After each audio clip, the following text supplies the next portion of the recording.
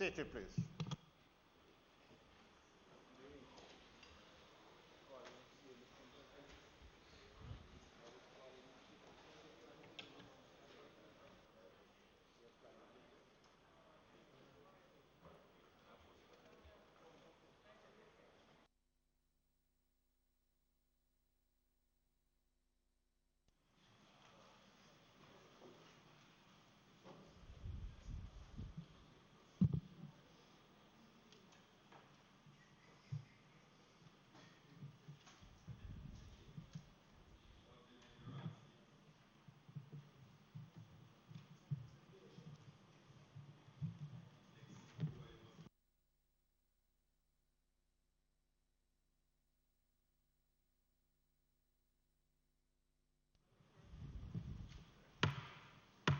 This Honourable House now resume its sitting.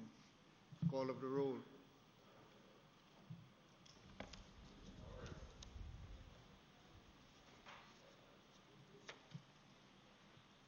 Mr. Speaker, Mr. Witter, Mr. Samuda, Mr. Holness, Minister Clark, Minister Shaw, Dr. Chang,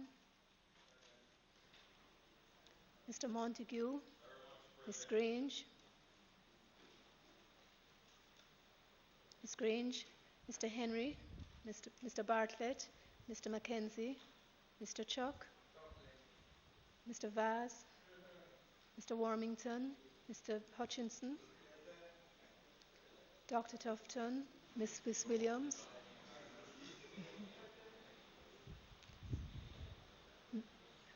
Mr. Campbell, Mr. Roy Campbell,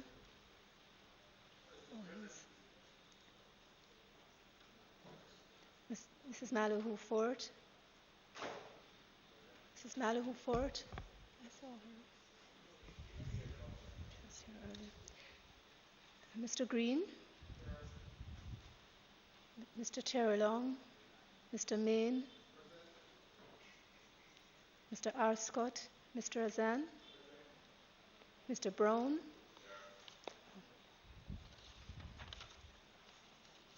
Mrs. Brownberg, Mr. Buchanan, Mr. Bunting, Dr. Campbell, Mr. Charles Jr., Mr. Heroy Clark, Mrs. Cuthbert Flynn, Miss Daly, Mr. Daly, Mrs. Dalrymple Philibert, Dr. Dunn, Mr. Fagan, Dr. Ferguson,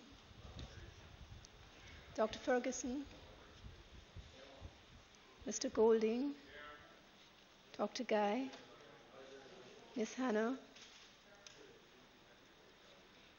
Mr. Hales, Mrs. Holness, Mrs. Malahoo Forte,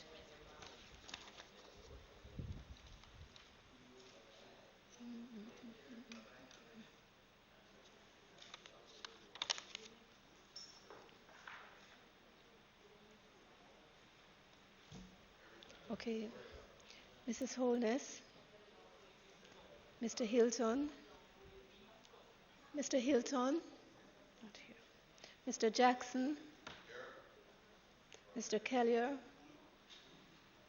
Dr. McNeil, Miss Nita, Mr. Paulwell, Mr. Michael Phillips, Dr. Phillips, Mr. Pickersgill, Mr. Redmond, Mr. Robertson, Mr. Robinson, Mr. Stewart, Reverend Thwaites, Mrs. Vaz, Mr. Dwayne Vaz, Dr. Wheatley, Mr. Wright.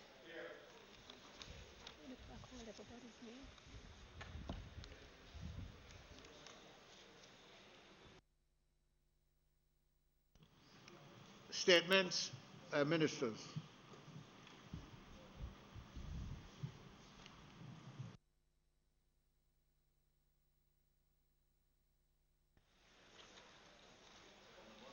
Mr. Speaker, once again we have a fairly light schedule for today. We will have a report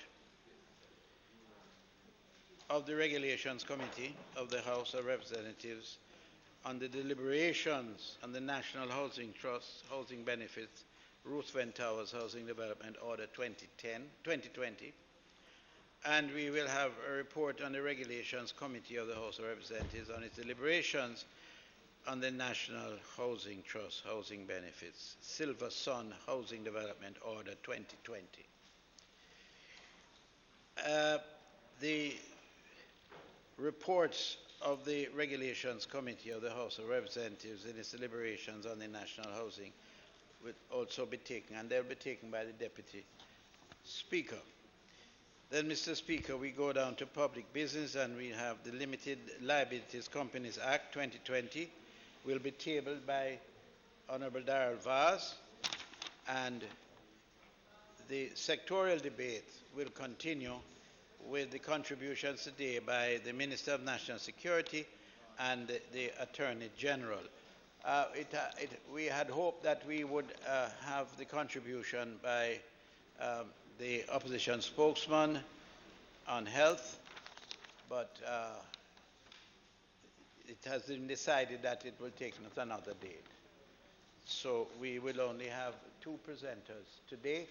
But in addition to that, Mr. Speaker, I will make a few comments in respect of the resolution that was that had opened by the member from Central Kingston, and I'll be willing to answer any questions as a result of my contribution. Mr. Speaker, may I say a few? I'm waiting for you to recognize me, Mr. Speaker. You have. I'd just like to say something in response to the House Leader. Mr. Speaker, thank you. And you notice I'm following your advice, waiting to be recognized before I start speaking. Mr. Speaker, I just want to make a couple comments in response to the House Leader's opening statement, and it has to do with the good order and efficient management of this House, Mr. Speaker, something which I know is near and dear to your heart.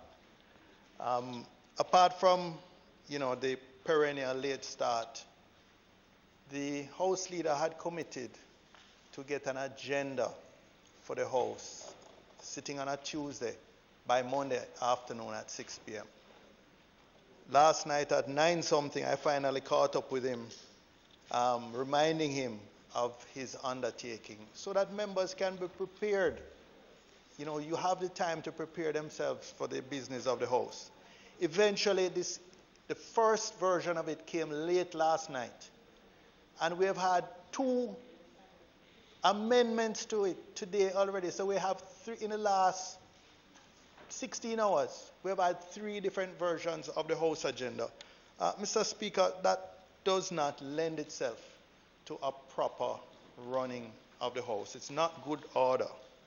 But Mr. Speaker, I'm also surprised the House Leader said nothing about a statement by the Prime Minister. I asked him about it because there's been a pattern whenever there is an amendment to the disaster risk management order. The PM comes to Parliament the following day and speaks to that. And at almost 3 o'clock, the House Leader still cannot confirm whether or not the Prime Minister will be making a statement on that in Parliament, Mr. Speaker. That's not acceptable, quite frankly. And I hope you will use your good office to get the House Leader to stick to the agenda, stick to the commitments for good order that have been made in the past. And the final point, Mr. Speaker, we asked for a date for the first meeting of the Integrity Commission Oversight Committee of this House.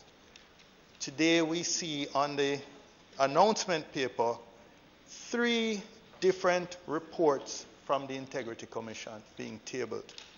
2 on Petrojam, conflict of interest, corruption, nepotism, cronyism, and favoritism at Petrojam Limited. And the other to do with donations which were made by Petrojam Limited to organizations and causes. And finally, their second annual report. Yet, we have no functioning integrity commission oversight committee of this House, as was provided for in the legislation that amended the standing orders for this committee to meet and to consider these very reports which are being tabled.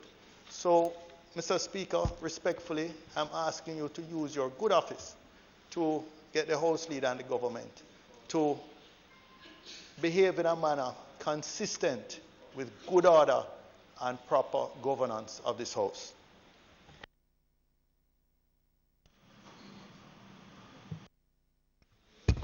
Mr. Speaker, I have no argument with the Leader of Opposition Business on his observations. I too happen to share many of what you have observed. And my colleagues know the extent to which my thoughts accord with the expressions that you have made today. But the fact of the matter, Mr. Speaker, this is a thing that is emerging, which has to stop. So far, we have a sectoral debate, and we asked that members give expression to their intention to contribute. I do not believe that, save and except one member who spoke last week, that the opposition members who were down to speak have contributed consistent with the order that we got. I have sought to make available to members who are not prepared to speak but filling in so that they could make a contribution, as we did last week with the member from Trelawney North. So it is a thing that we have to address in the House as the House itself. And perhaps when we meet in the Standing Orders Committee, which I have requested, a resolution was passed here, for us to meet to review the standing orders, to make them more meaningful and appropriate. And as soon as that meets and we review the activities that have occurred and make the recommendations appropriate to a better running of the House, then it would assist us. Now, anyone who has served in the position as House Leader while in government will realize that decisions are made in a dynamic way, because it is what is discussed in Cabinet and decisions taken in Cabinet and the approach adopted that will guide the activities of the House.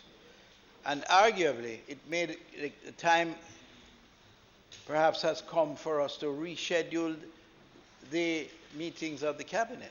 So instead of having Cabinet on a Monday and having to rush through the things that we need to bring to Parliament on a Tuesday, that we could reschedule the day that Cabinet meets to make it more convenient to plan more appropriately for the matters that are to be brought to the House, because it is definitely a very tight window of opportunity for you to move from Cabinet to House.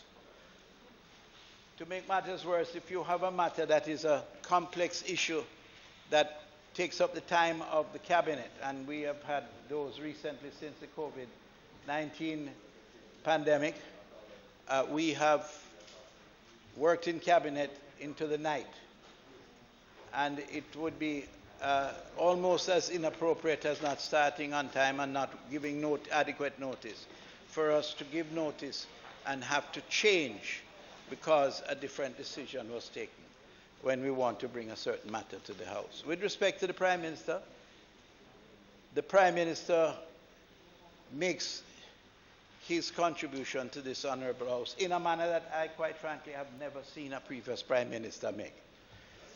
The style, no, it's a fact, the style his accessibility, the time he spends in the House, his interaction with members on both sides of the House is, as far as I'm concerned, it exceeds any other effort by any other Prime Minister. So if the Prime Minister finds it inconvenient and that he has other issues to attend to, that makes it not possible for him to attend today, despite his good intentions to do so, I think that is something that we can all understand, given his history of participation.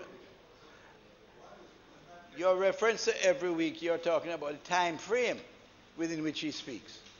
But he has explained that here in this House in a fulsome way. Only recently he explained why that comes about and so on. But you know something, member? When I was on that side for many years, I would have done anything. I would have stayed here until midnight if I was assured that the Prime Minister over here would make a contribution. What happened is that it was observed more in the breach. There's hardly the kind of statements, and certainly not as fulsome as our Prime Minister has made here. This is a very, very good thing that our Prime Minister is willing to come here and spend time with us in this honorable and to engage in exchanges across the aisle, reaching out in support. And many of things that have benefited MPs on your side have come as a result of that exchange. So it's not a thing to quarrel about. And we're not going to quarrel about it today. Sufficient to say he is not able at this time to make the statement that we have become so accustomed to, that when he doesn't come, it becomes a loss. But we will proceed with the business of the day. And one never really knows, because as Prime Minister, he is so able to speak on his feet that he may well turn up and share with us a few words of wisdom. So, Mr. Speaker, I would just indicate that the Oversight Committee on the Integrity Commission is a matter that we have spoken about, but we have not yet convened. And it is advisable that we do. And perhaps next week we could set a time, a specific time, where we would meet, if the chairman of the PAC would permit, because next Tuesday will be available. Well, we could meet on Tuesday. So let us put down next Tuesday at what would be a convenient time. 10 o'clock. Next Tuesday at 10 o'clock, the committee will meet and we will go through these items. I welcome that, House Leader, but just to remind you that when the reports are tabled today, they would then need to be referred to the committee for next week, Tuesday. Yeah, but they're both... And the point regarding the opposition members changing their dates, in most cases, the opposition members are responding to a minister. So, for example, Dr. Guy would want to be in a position to respond to whatever was said by the Minister of Health. If the Minister of Health cancels his presentation, then Dr. Guy would postpone his similarly, so that the debate will have the benefit of hearing the government's position first and then being able to respond, as happens in the budget debate and now, the normal debates.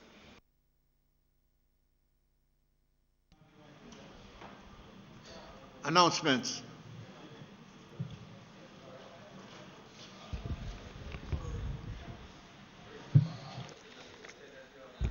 Laid on the table of the House today are the following: the General Consumption Tax Amendment of Rate Order 2020 and the General Consumption Tax Amendment of Rate Order 2020 Resolution, General Consumption Tax Amendment Regulations 2020, and the General Consumption Tax Amendment Regulations 2020 Resolution.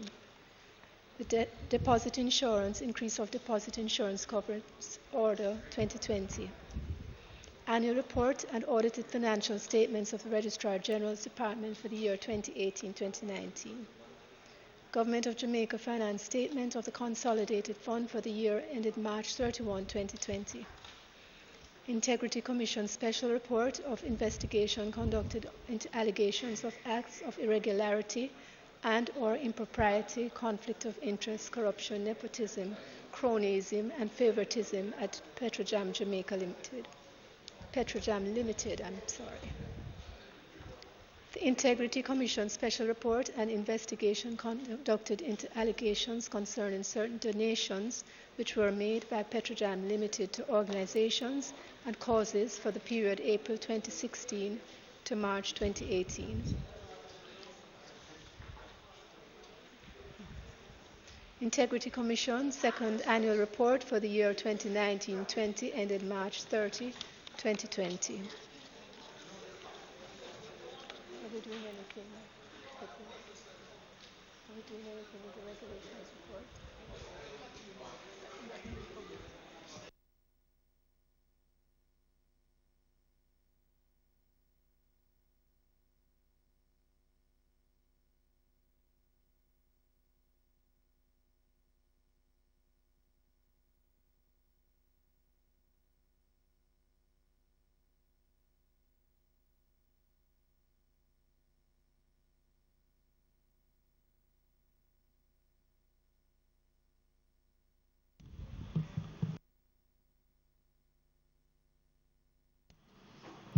Bills brought from the Senate. Petitions, papers, reports from committees. Mr. Speaker, Mr. I beg to lay on the table of the House a copy of the following.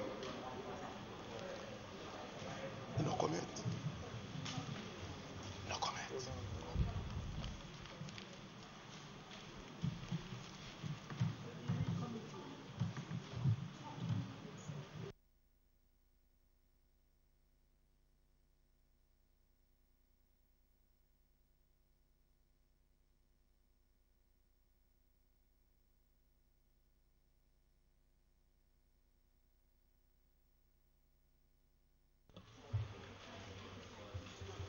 Mr. Speaker, I beg to give notice that at the next meeting of the House, I will move the following motion.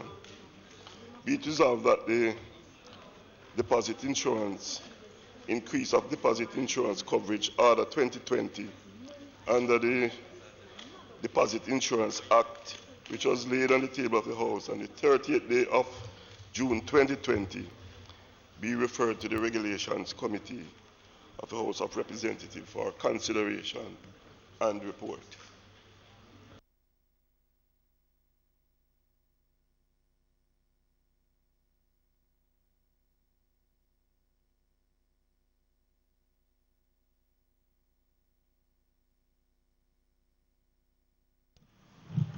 Questions and answers to questions.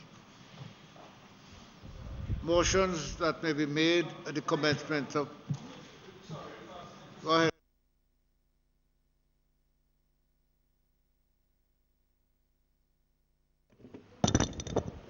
Mr. Speaker, when will the questions listed in my name be answered?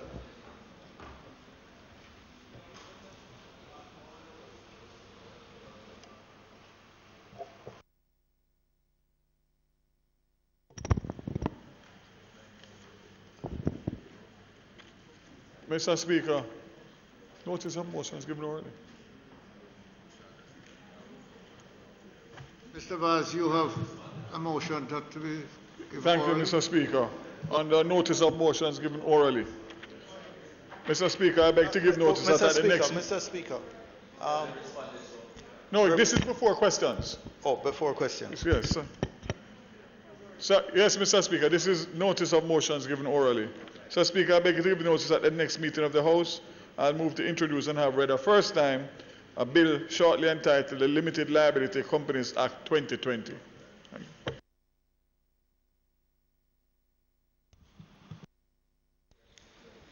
Mr. Speaker, on questions and answers question, not only the member from Central, Kingston's question, but could we get an indication from the House Leader when all the questions that are overdue will be answered?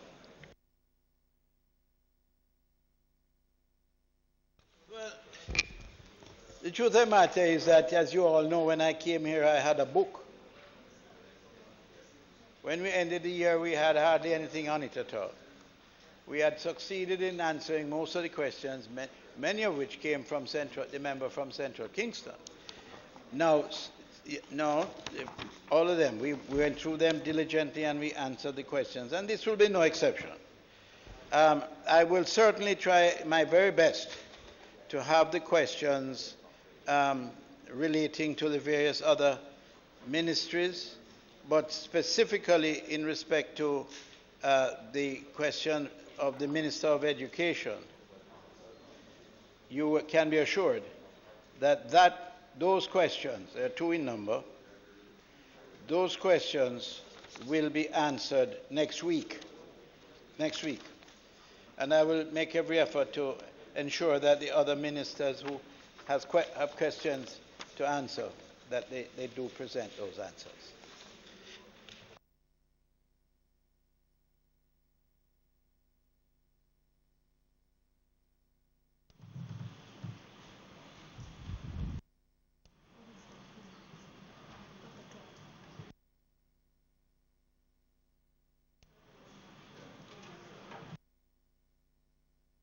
Dr. Clark.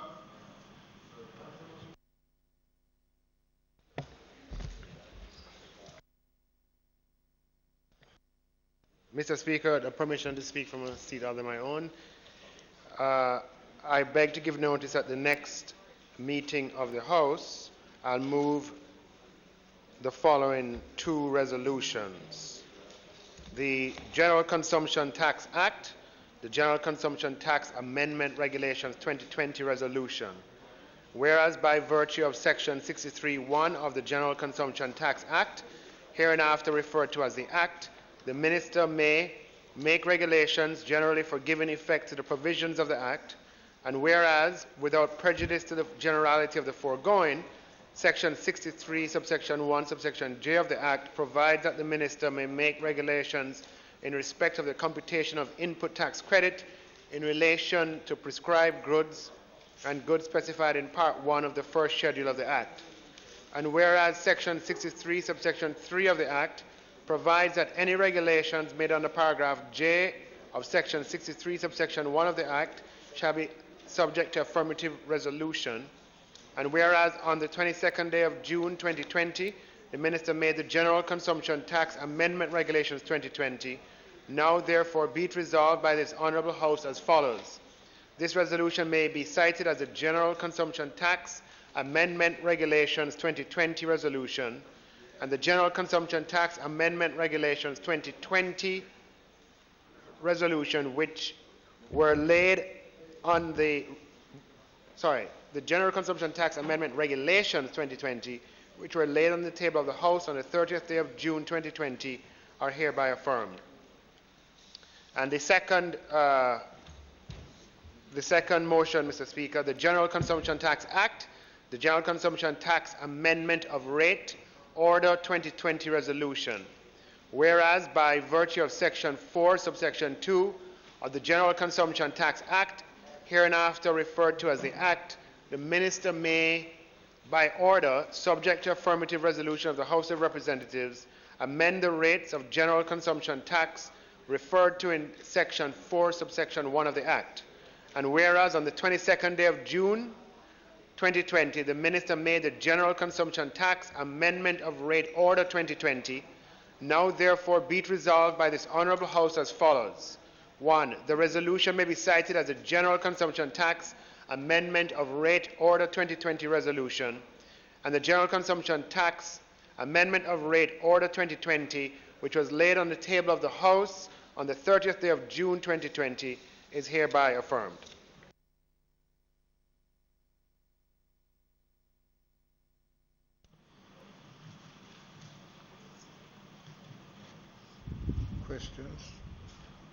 Questions?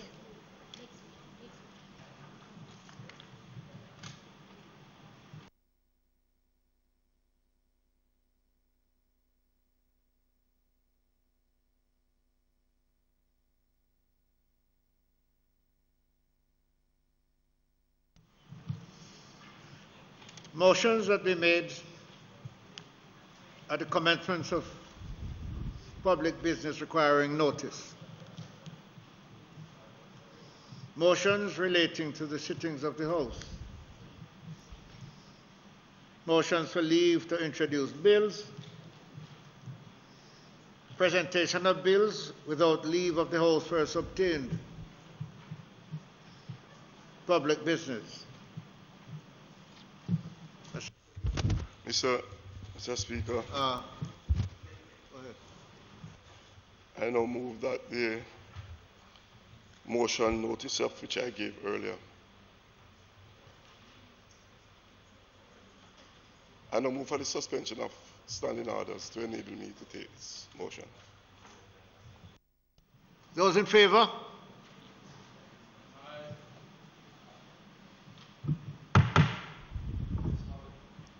Those in favor of the motion from the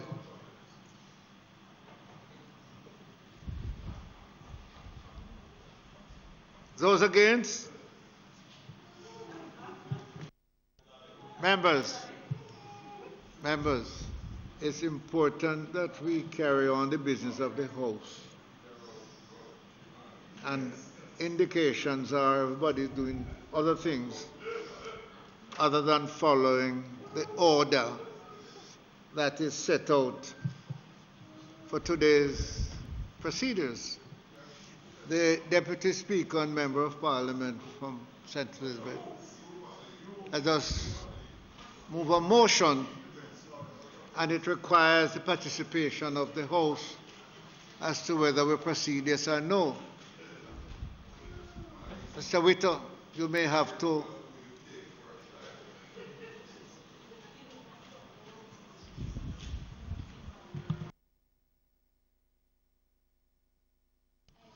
that motion that was put by Mr. Witter.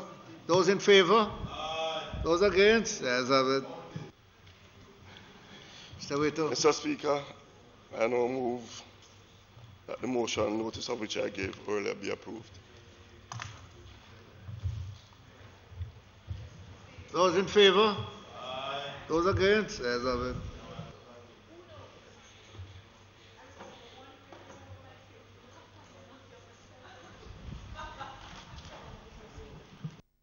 House Leader.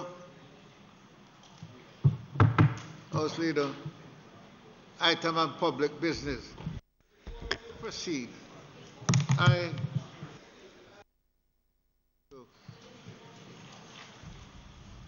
Mr. Bunting's statement today requires some observation from me. Any member of this House, at the conclusion of any item, can stand and request that the standing order be suspended for X or Y that he or she wishes to do or wishes to see in the House. And the Speaker would put that to the House.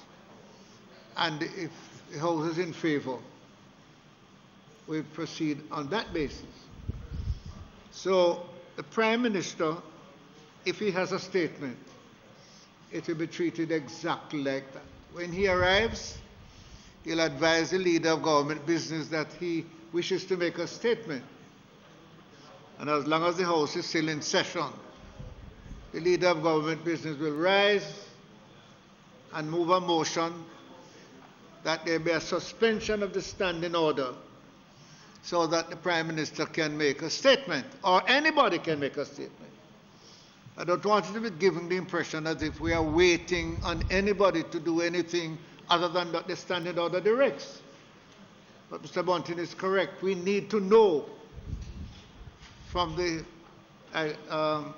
day's itinerary as to what we are going to do.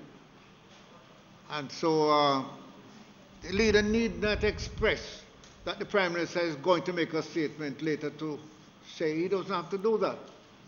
If the Prime Minister arrives, then he advised the House in a resolution that the Prime Minister wishes to make a statement. And if the majority of the House say yes, Prime Minister will be permitted to do. If they say no, he will not be able to do. Mr. Samuda, public business.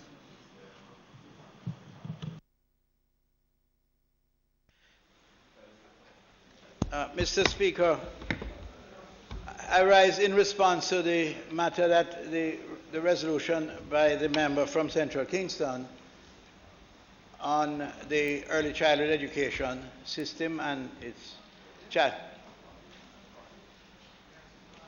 No, it's not a statement, it's a response. Yeah. And is concerned about the state of affairs affecting the early childhood education system.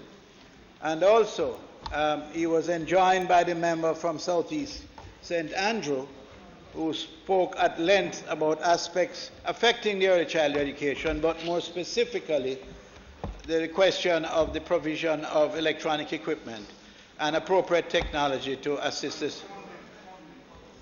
Funding for basic schools.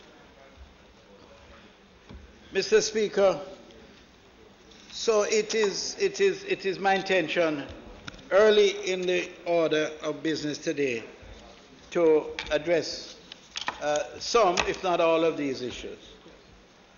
And it is not intended to spend a long time at doing it. Mr. Speaker, there are, for purposes of background, so that we know what we're talking about, all conversations of this kind in the House should be against the background of the framework around which we speak.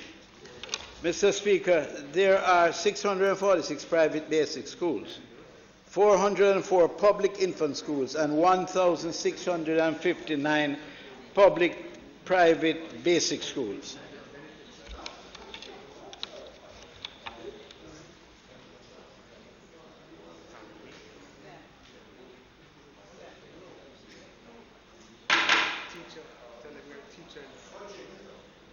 Order, please.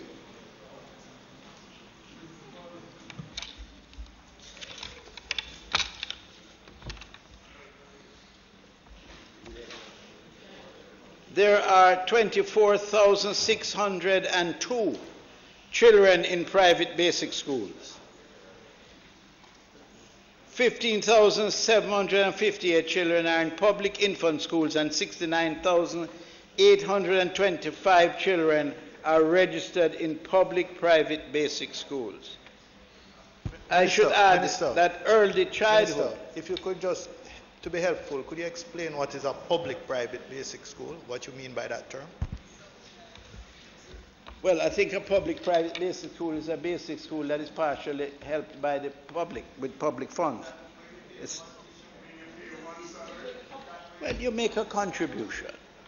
You make a contribution. Right? Government has never traditionally paid for the expenses of running a basic school, that is a private basic school. However, government has engaged more latterly in the provision of resources to support the basic schools. And today, it is even more important that that be done, because of the situation affecting the parents of those children, many of whom have lost their jobs or been laid off and can't find the money to pay the fees that... Don't be impatient, member. We're early. So those funds are not as they were, and the prospects are very daunting because of the situation that confronts the country. But as I go on through this, you will really appreciate the extent to which the government assists those children in basic school. And this is not original, and it did not start with this minister. It had been going on for some time. Former minister is here, and he will be able to explain anything that I might not be able to convince you about, but he is steeped in the knowledge of how the system worked. And so I will proceed on the basis of what information is immediately available and my own knowledge of the situation. The ministry spends. You see, when one listens to the contributions made, especially by the member, the opposition spokesman on science and technology and all those things, you would think that the ministry is not providing anything for the basic school system and for the early childhood system. No, I say you would think. So you wouldn't think so. Oh, you acknowledge that the government is providing. No, but just as long as we agree that you agree that the government... Order, please. This is not the procedure. You agree. Mr. Robinson, if you have a point to make, I am the Speaker of the House. And you stand and advise me you wish to speak to the member who is speaking. You cannot be talking to him. Please do not proceed that way.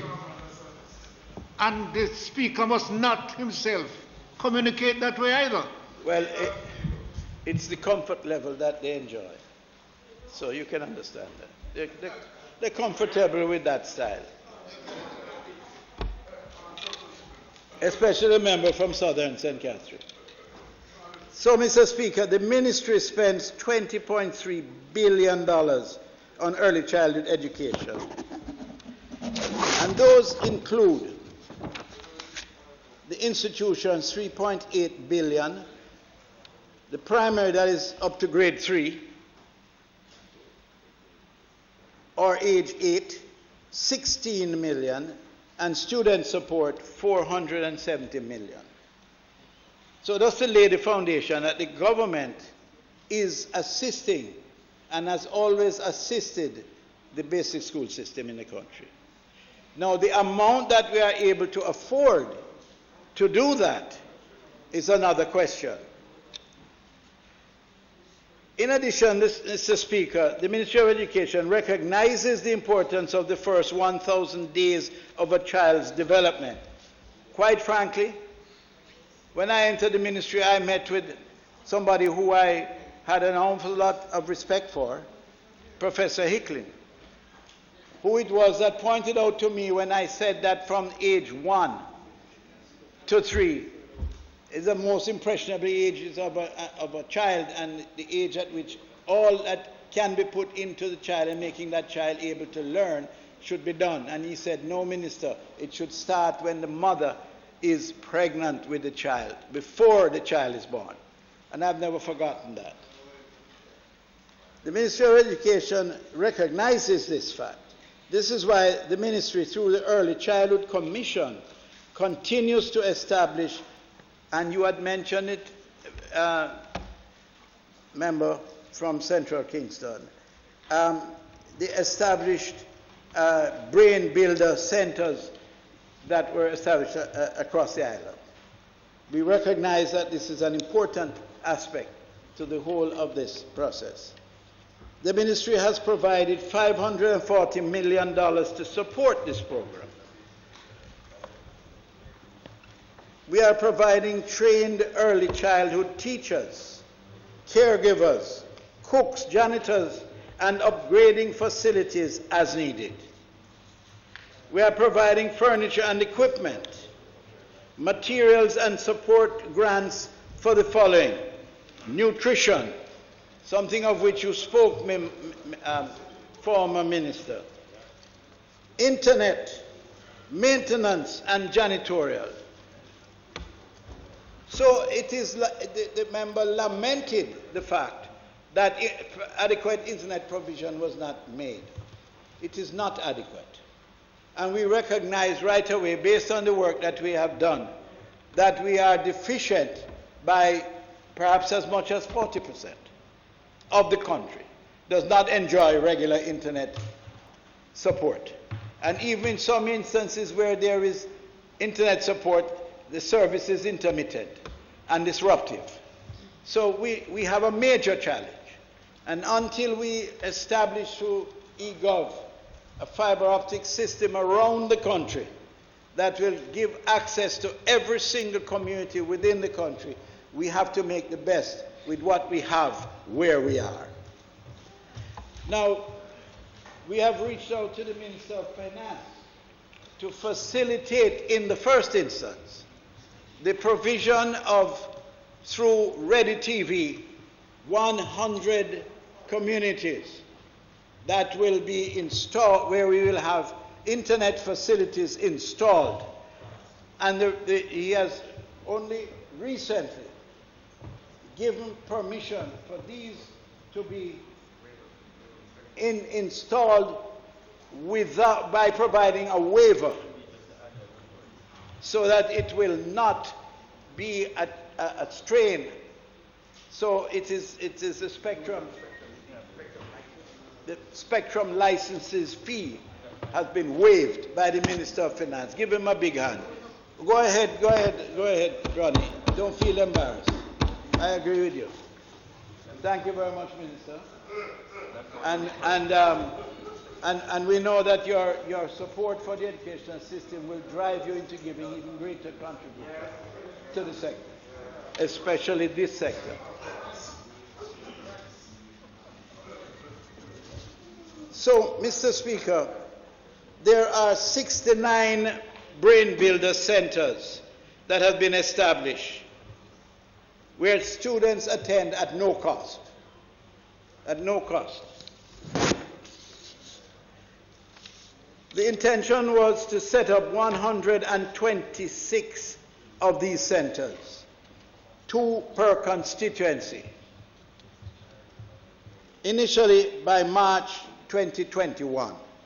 However, with the impact of COVID-19, the revised timeline is now September 2021. Mr. Speaker, there is absolutely no intention to end the Brain Builders program, and that should come as good news to you, but really it shouldn't be good news because it's automatic that it should continue. And we have every intention of continuing it. It's a very worthwhile and useful strategy. Over the first 1,000 days, I'd like to mention there is an app that was created called First 1,000 Days app, which will support our Brain Builders program. The app targets parents and caregivers with children up to 2 years old. Everything today has to be geared towards the internet. In the same way that COVID-19 has caused us to create an app. If you want to come to Jamaica, it's the first time probably in the history of Jamaica where every single person coming into this country, we have a record of all the details necessary to track them, to support them, and general knowledge about their whereabouts. In the same way, we are going to be applying these strategies within the educational system, because we recognize that the old days of doing things manually are gone through the window, and these young children at age 3 have already mastered, in some cases, the use of the tablet. Given the importance of this stage of a child's development, we are ensuring that parents and guardians have access to the necessary resources and information to support the needs of their children. So this app is to facilitate the development of the child working through the parents, so that the parent can understand the strategies that are being employed to fulfill the objectives of empowering the children. And as I said, this is done free of cost to the children. Mr. Speaker, a lot was said about the tablets, and I'll come back to it in more detail.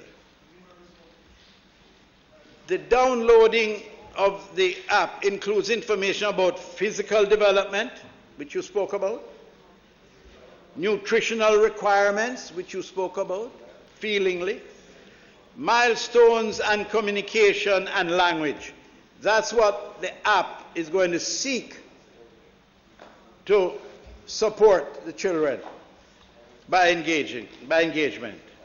Going forward, the app will be expanded to include resources for children up to age 8. The registration of early childhood institutions. Mr. Speaker, over the last 10 years, we have embarked on a massive drive to register all early childhood institutions.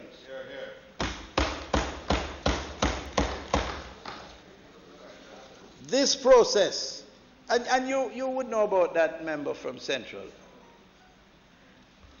This process includes visiting the schools to ensure that they have the required resources and infrastructure to optimize learning and ensure the safety of our children. To date, 95% of the 2,564 of the overall of 2,709 early childhood institutions have applied for a certificate of registration. Imagine, 95% have applied for certification. We continue to work with the remaining 5% to get them in compliance with our requirements for registration. 273 early childhood institutions are now certified. 273.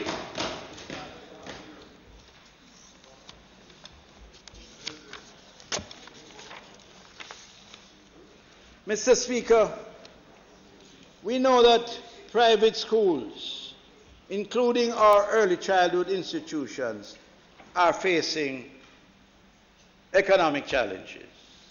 So when anyone speaks emotionally about it, everybody is aware of it. Everybody is sympathetic to it. And there's nobody more sympathetic to it than the Minister of Finance himself. Absolutely, I'm sure. This gentleman here, who is our Minister of Finance, is a proud product of St. Richard's Primary on Red Hills Road. Red Hills Road, St. Richard's Primary. And through that foundation, he became a Rhodes Scholar and is now Minister of Finance.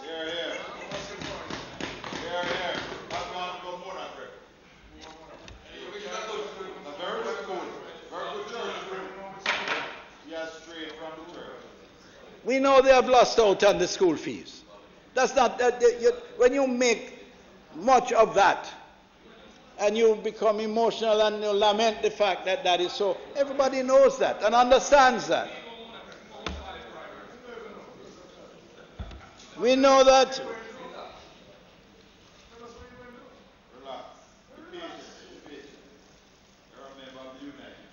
We know that with the physical distancing requirements for students to be seated 6 feet apart. Member, beg you, don't engage. Don't engage right now, beg you. Let them suffer in silence or on their own. Please, I beg you. We know that with the physical distancing requirements for students to be seated 6 feet apart, these schools will face further challenges come September.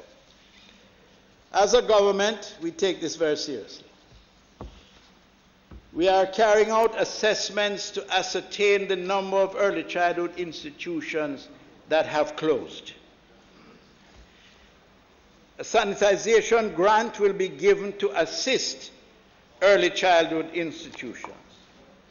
We will continue a sanitation grant, which means money to buy things to wash your hands, to sanitize your hands. We will continue to provide additional temporary trained teachers to ensure that at least one trained teacher is available in each early childhood institution. There are many cases where you go to Miss Jones' school, but not even Miss Jones is a fully trained teacher.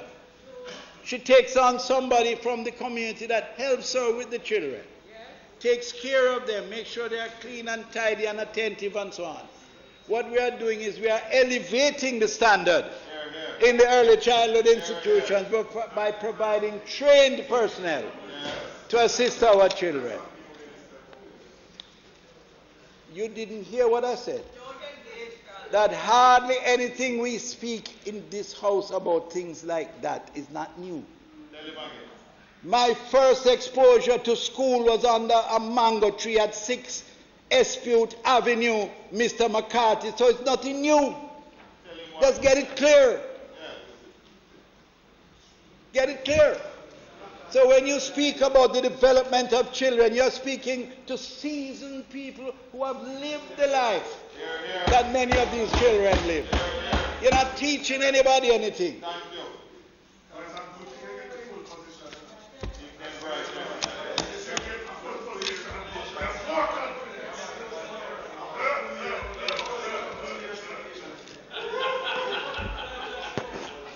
I was on probation.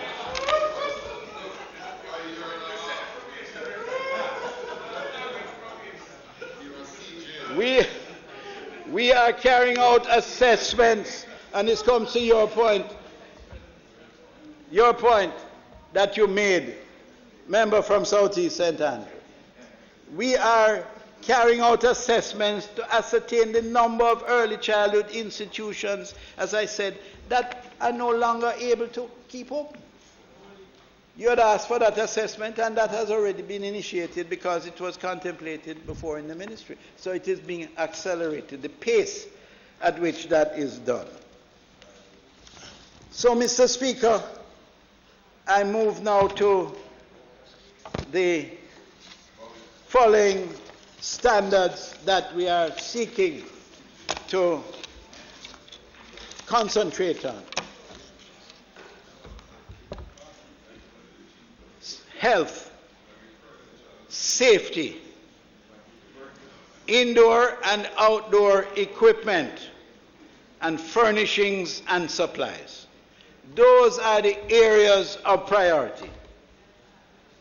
In July, the ECC field staff, in collaboration with the Ministry of Health and Welfare, will be providing sensitization and training regarding new protocols.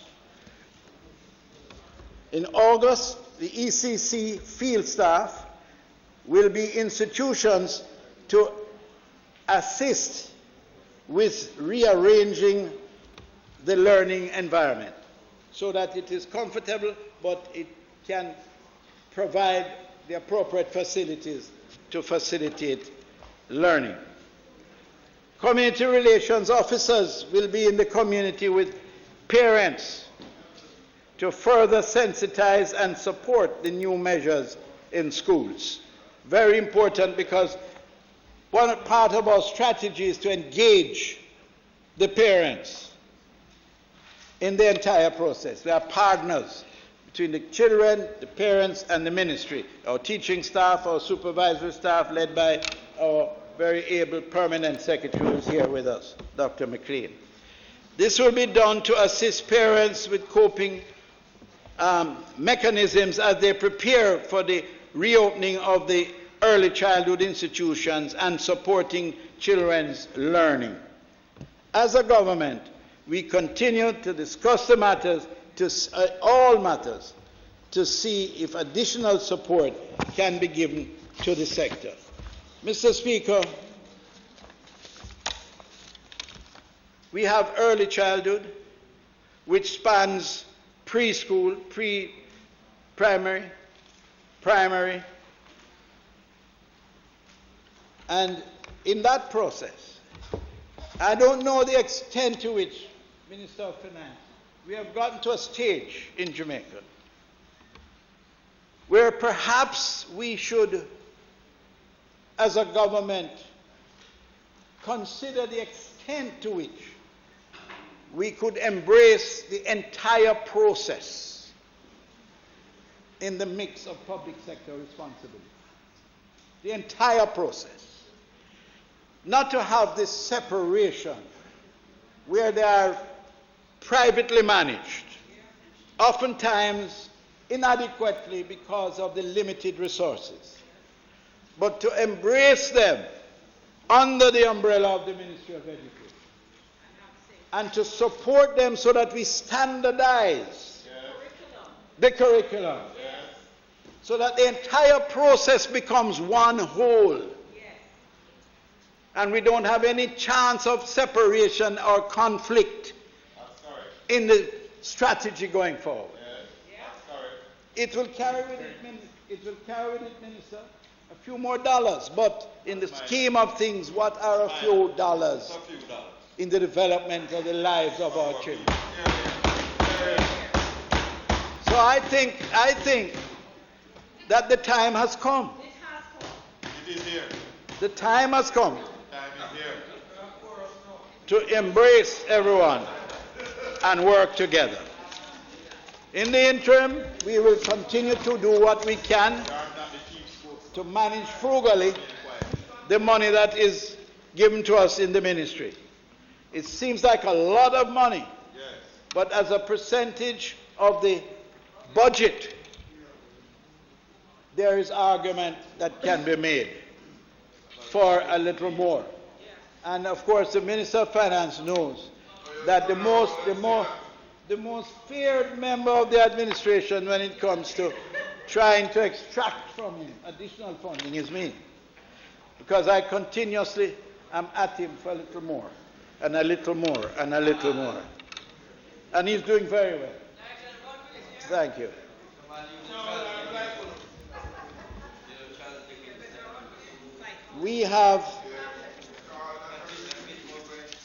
We have tablets through eGov and the Ministry of E-Learning.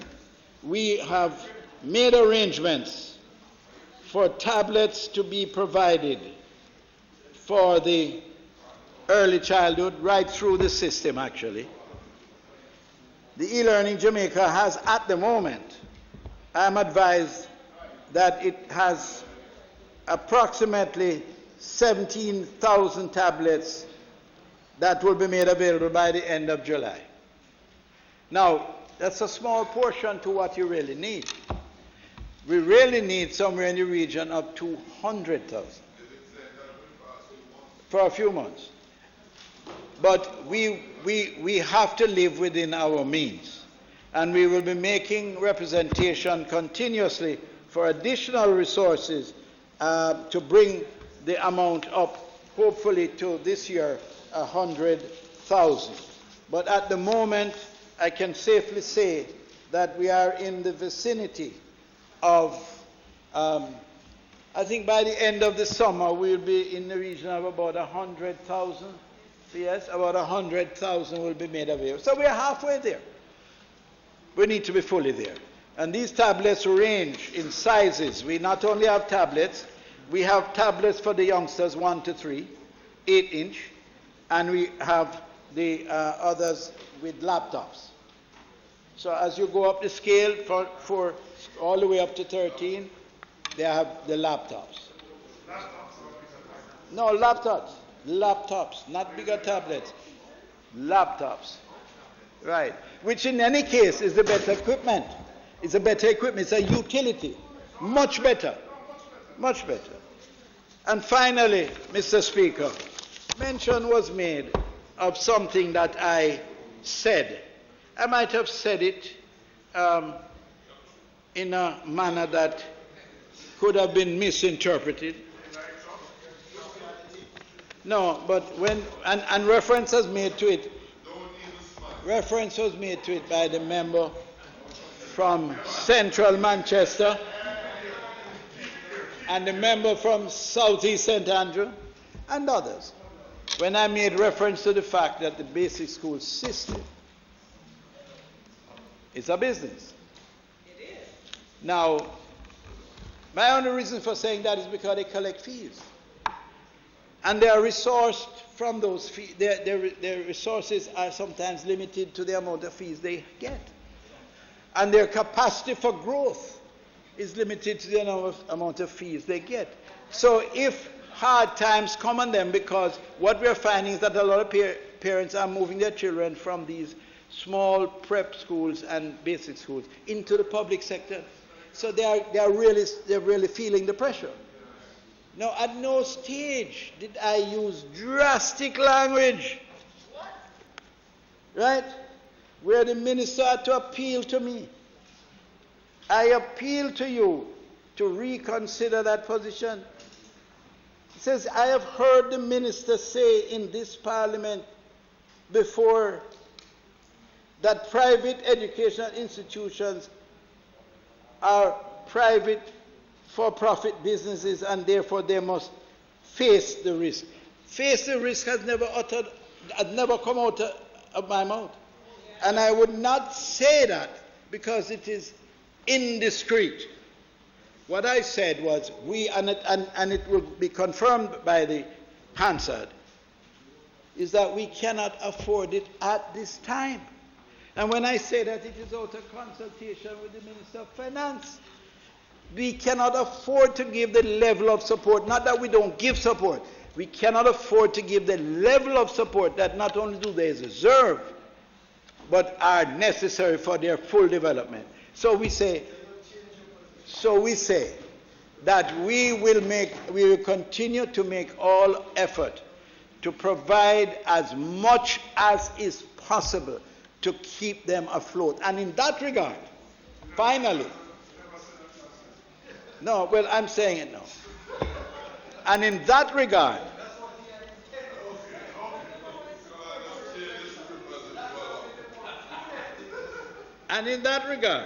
you know, a great political leader from Eastern St. Thomas by the name, former Agriculture Minister Isaac Barrant, when confronted, and the member is here from that constituency, when confronted in Rowlandsfield by an angry crowd years ago, says that them not get nothing, them not see him, and them not know where him do. Drive up him car and him park, and him call a group together and him say, you have a pencil on you? No. You have a pencil? Yes, I want it. Lend it to me. And take out the pencil and him say, you see this thing at the top of the pencil? Say, is what that? The rubber? Well, we call it eraser now since we are more refined. You take out it, he says, you know what that's for? When you make a mistake, you erase it. That's why they put a rubber on a pencil. Now, if you make a mistake, you must be. If you make a mistake with an utterance, you must be man enough to say it was drastic. It was drastic. It was indelicate. But it is not the statement alone. The fact is, you must look behind the statement and see the empathy that exists in he who uttered it for the people who are feeling the pinch. And I will continue to strive for as much as I can, working with those persons who give of themselves, their time and their effort to assist in a private way the education of our children, many of us, I am one product of that, would not be where we are today were it not for that early start. So I could never be insensitive to those needs. And I will work with the Minister of Finance to see what we can do to see what I can do to address that challenge that now confronts them. So thank you very much, Mr. Speaker. Before I take my seat, Mr. Speaker, I wonder if you'd be kind enough to invite the Minister of National Security to make his contribution to the sectoral debate.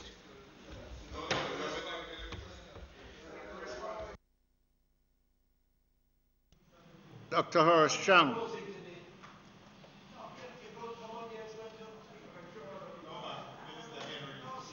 Dr. Chang.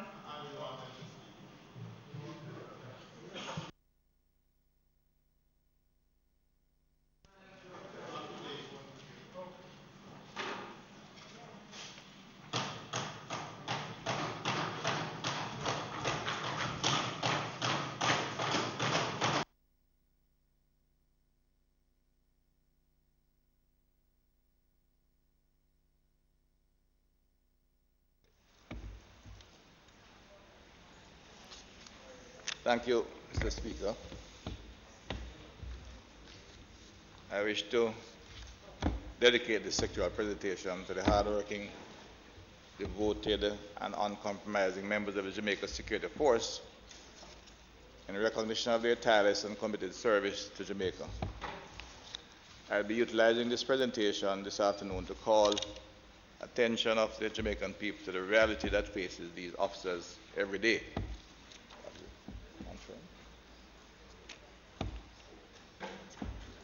I'll also be inviting and challenging my colleagues, parliamentarians, to an open, honest, and frank reflection on the reality of Jamaica's security issues. And in numerous occasions, we have debated and discussed in this honorable House the crime statistics and the crime measures and the would-be successes of the past. Yet these very well articulated, oftentimes politically motivated speeches on both sides are nothing short of a loop repetition of what those who now oppose would have us believe were successful crime-fighting initiatives. It's not enough for us to meet in this forum every week to regurgitate and seek to frame the last 15 years as an image of success.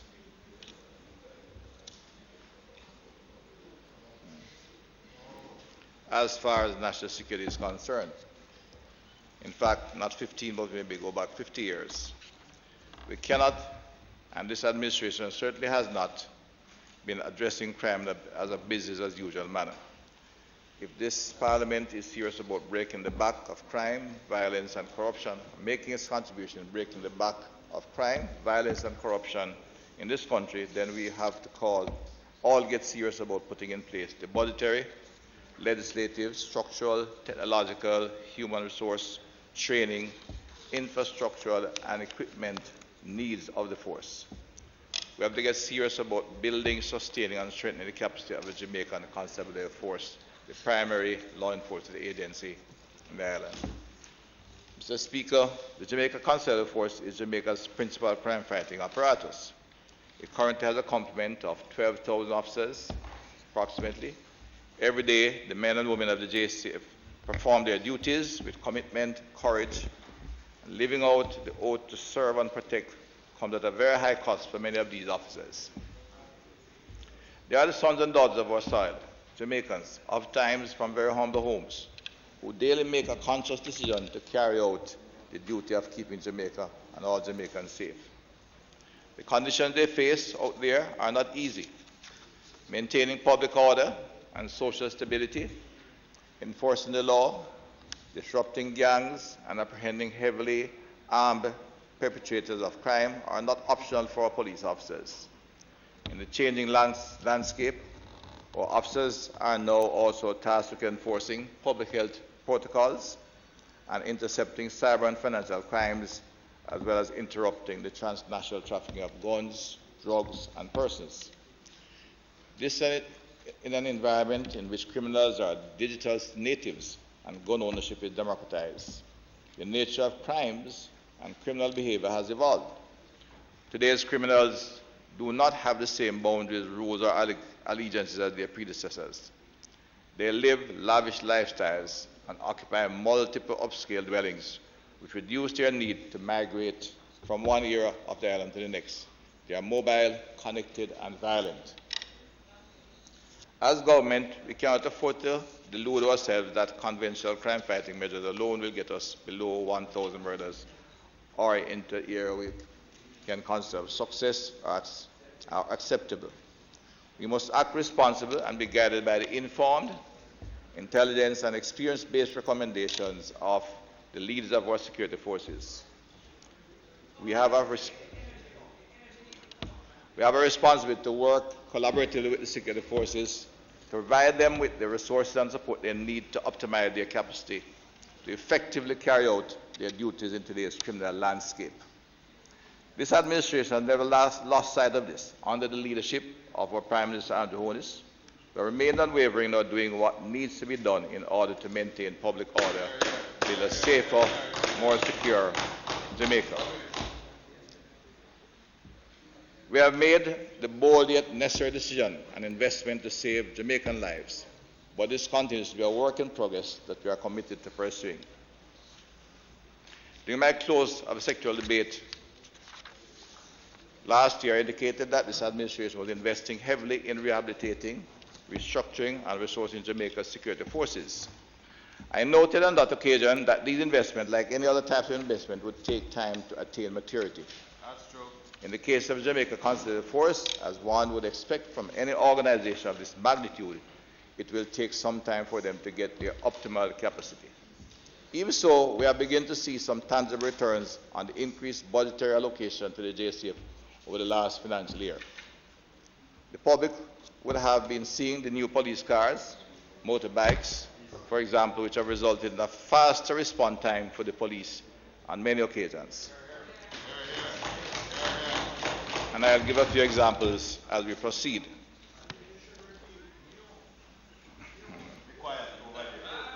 You. Relax. Adequate equipment. Through discipline, commitment, and political will, this government is pursuing a planned investment regime in transforming the police force. On the matter of the improved police mobility, I am certain that there is a sense of pride that we all feel when we see our police officers patrolling in modern, functional vehicles. It was not too long ago where officers were driving around in vehicles that did not inspire any amount of confidence. If we as parliamentarians are serious about reducing Jamaica's homicide rate, then we must, as a matter of priority, continue to invest in improving the capacity and capabilities of the Jamaica Conservative Force, even as we build out the socio-economic development program, which the zones of special operations and other special interventions are associated with.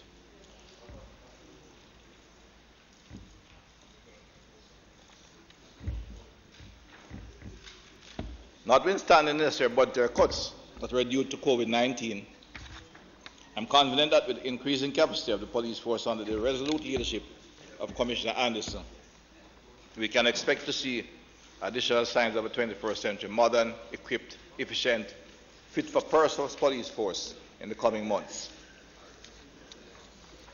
This administration has laid the foundation and will continue to pursue this pathway to achieving sustainable peace and a resilient security infrastructure for Jamaica.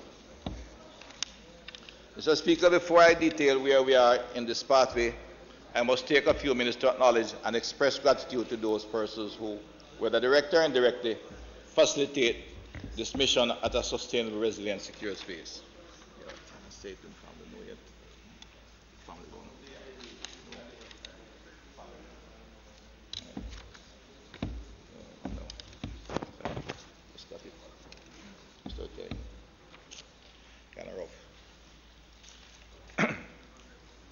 Mr. Speaker, before I detail where we are on this pathway, I must take a few minutes to acknowledge and express gratitude to those persons who, whether directly or indirectly, facilitate this mission of a sustainable, resilient, and secure Jamaica.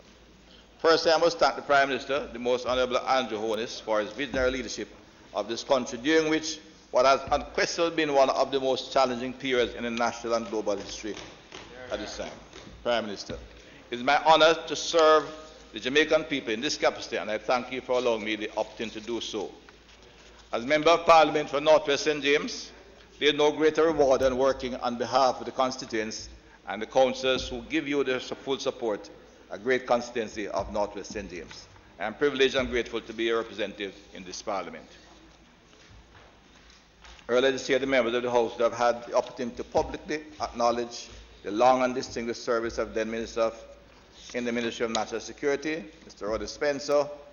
Roddy was an excellent batting partner for me at the Ministry. His passion for the We Transform Youth Empowerment program enabled us to make several runs in improving the conditions of care and service to the youths in the correctional care. Thank you. Senator Samuda, who has been assigned as Minister without portfolio in the Ministry of National Security, has brought a new momentum to the operation of the Ministry. He has embraced his vision, his various responsibilities with much enthusiasm, demonstrating a high level of competence and willingness to lead. A special note of appreciation to the Permanent Secretary, Mr. Dan McIntosh, the heads of agencies and departments, senior management in the Ministry, officers of the security forces and the staff of the Ministry. Thanks to your collective efforts, we are making positive strides and advancing the mission of a safer, more secure Jamaica and a resilient security force.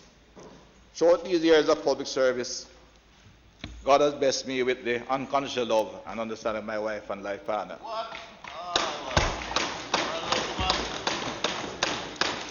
Paulette and my children, Melissa and Martin. Thank you for standing with me throughout these many seasons of my political journey, for partnering with me in service to our country and our people. Thank you. Well, you know, the path you choose is a reflection of your own character.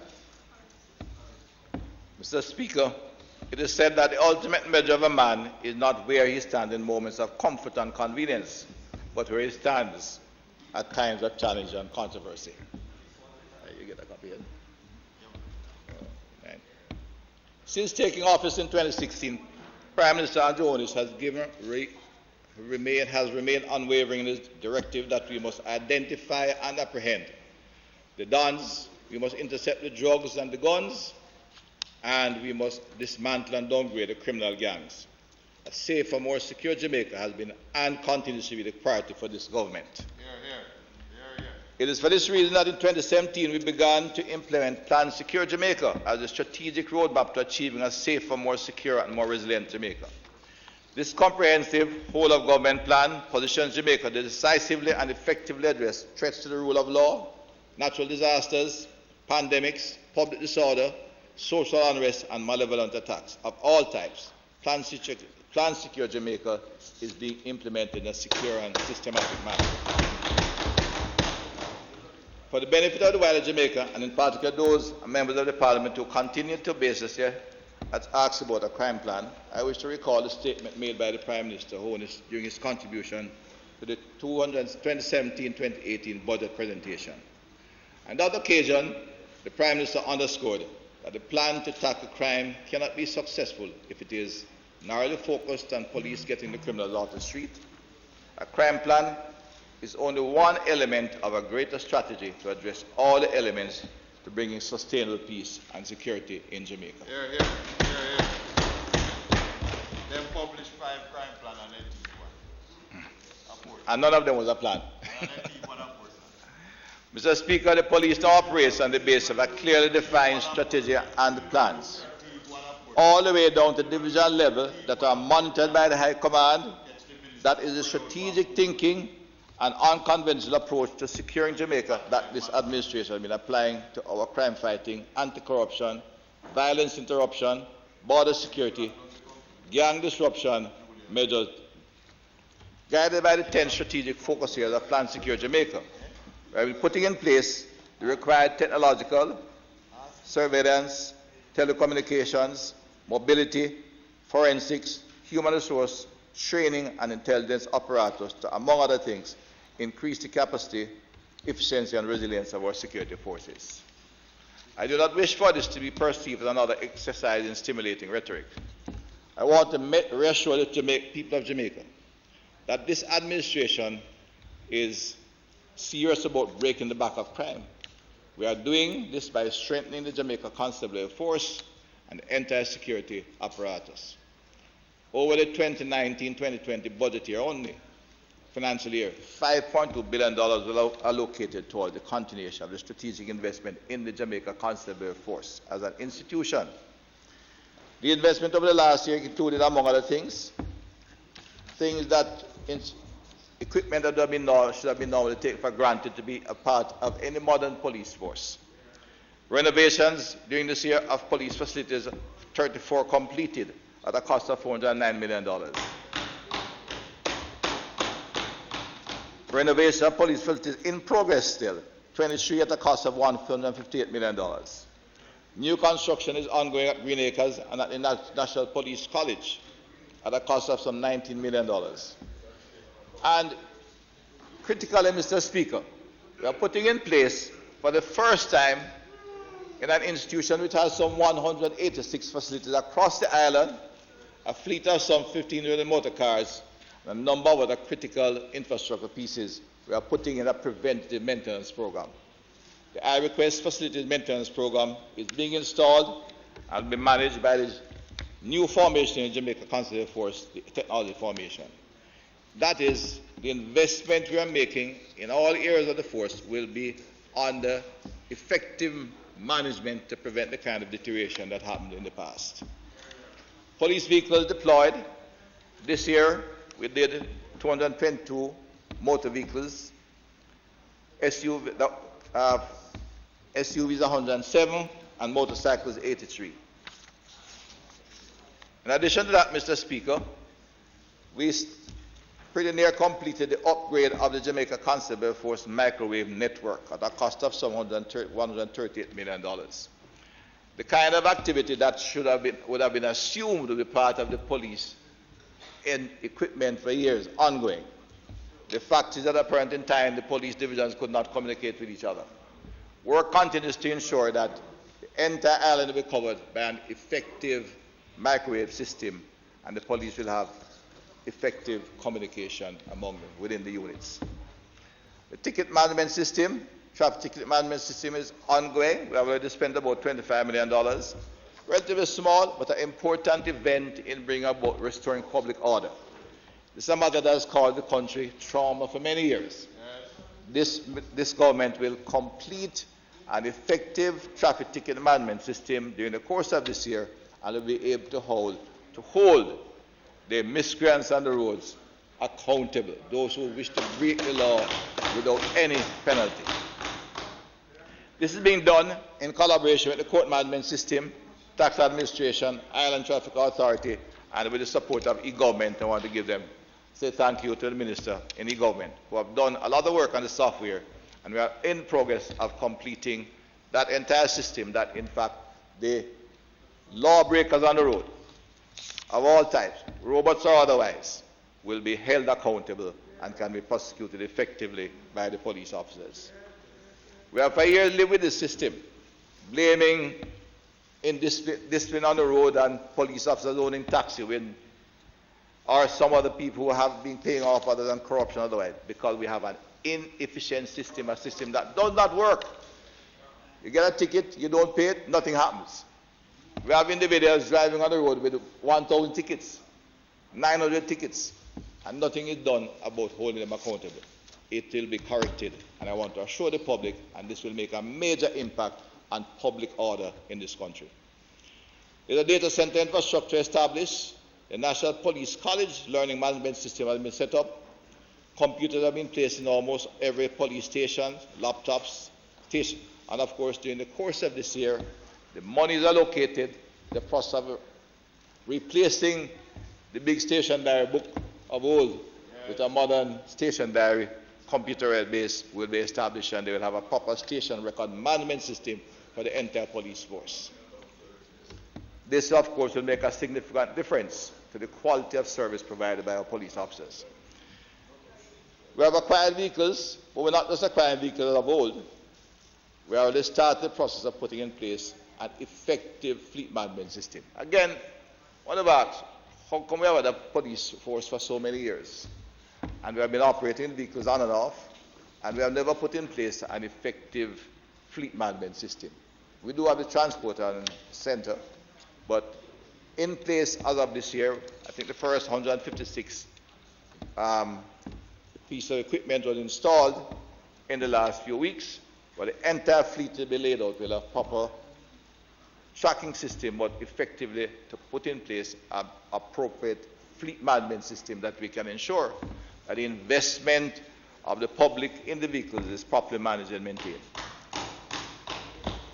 And Mr. Speaker, the police officers are quite happy with it. They not only appreciate the tracking capacity of it, with some people watching it, with those looking at it, just watching. It's an effective system to manage maintenance schedule, to ensure that vehicles, when they need to go into service, is done. But it also provides, based on the technology in there, they have equipment to, tracking equipment, not just for the vehicle, but to assist in getting to places quickly on time. And indeed, we have seen the entire technology department making a major contribution to apprehending criminals in a quick time. I'll come back to that a little later. The storage integration data analytics project, and of course we are bringing up to date our automated fingerprint information system, which has been down on the margins of failure for quite a while, and we are now looking forward to having a fully automated, modern fingerprint information system that's of value to the entire police force and the country as we seek to do our records, NIB records much quicker. That's going at a cost of some 87 million Jamaican dollars. We are setting up our computer-aided dispatch upgrade. That's proceeding. Cybersecurity. Jamaica's system is now in a functioning state, and we are now having installed the big data. We can now begin the process of expansion, and that process has started. That, Mr. Speaker, is a very important part of our improved capacity in the police force, and we have seen some remarkable impact. I'll go to ballistics. Well, vest, you have some 400 with ballistic plates. Those are heavy, designed for when they're moving to very dangerous situations. Helmets, we have acquired additional 500 during the course of this year, but they also have ballistic helmets. And of course, we have acquired 4,000 additional ballistic vests during the course of this year.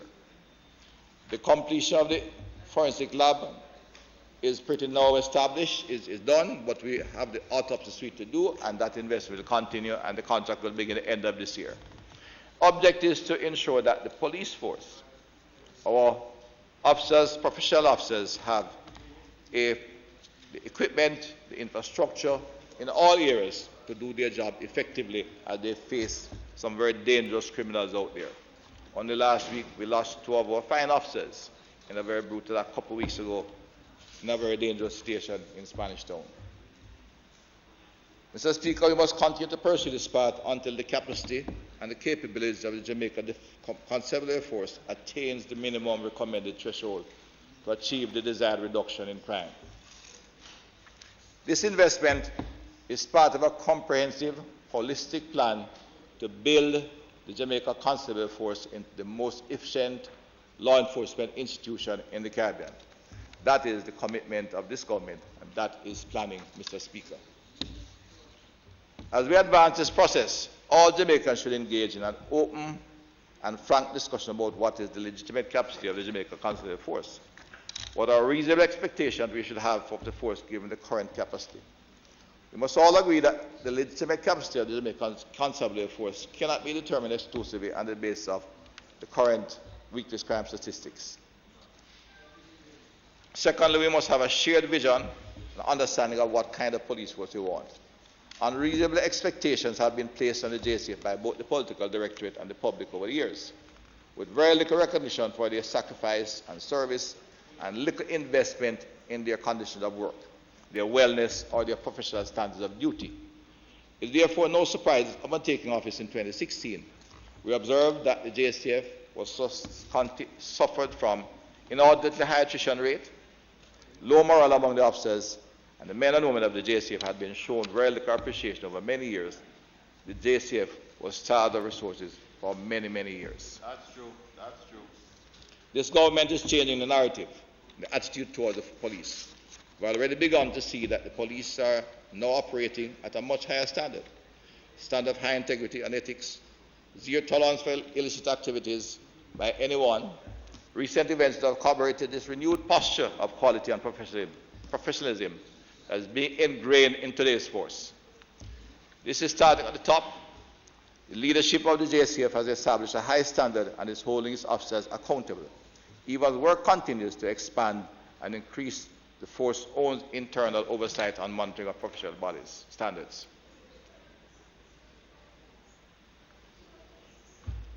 I must make mention of certain facts as it relates to independent oversight by INDECOM. In 2019, they completed 614 investigations against members of the JCF. Of this amount, I repeat, Mr. Speaker, of this amount, 614 investigations, in which you must understand officers were put on all interdiction, their salaries cut, sent home because of various complaints. 8 were recommended for charges. 8 out of 614. And 8 and 37 were recommended for disciplinary action. In 2018, there were 630 complaints, 5 were recommended for charge, and 26 recommended for disciplinary action. I won't comment on the role of independent Senate further, but it reflects the kind of force we are evolving. The number of cases identified is minuscule. As it relates to police fatal shooting, investigation 2019 Indicom completed 82 such investigations. Of those 82 cases, Indicom could recommend only 4 cases for charges, and 2 of those 4 cases were domestic related, not related to policemen on duty. Point is that you have a police force that the image of a police force out there brutalizing people is not correct. I'm just saying Indicom was asked to investigate. Nothing is right, and we need to stop indicating and projecting our officers in that manner. They're operating professionally and with integrity in executing a difficult charge.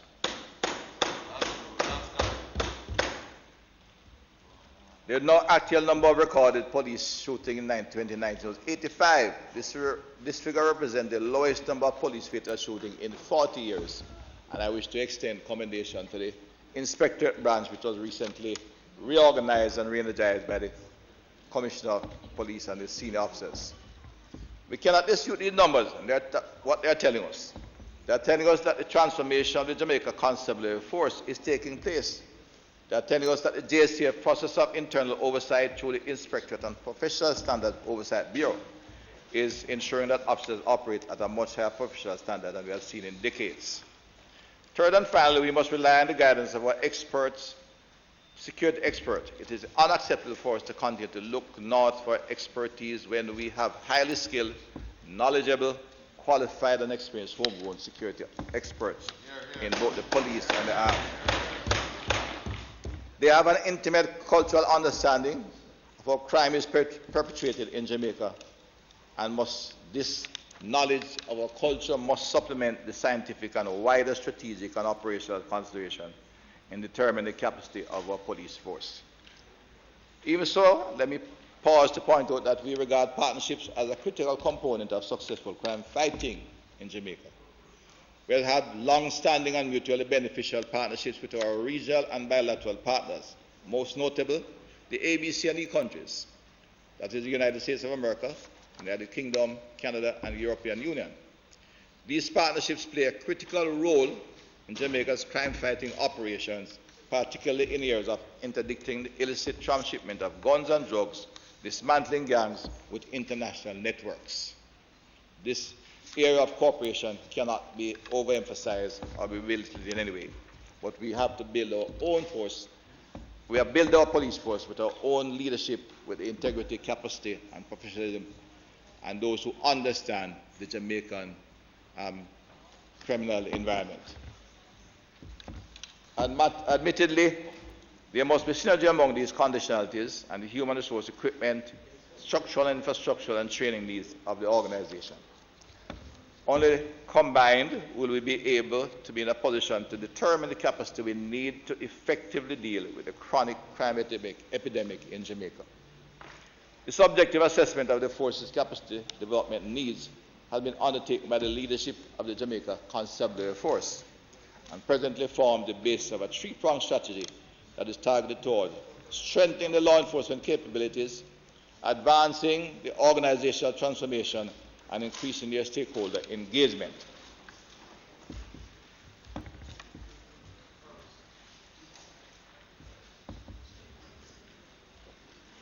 But family is unaware.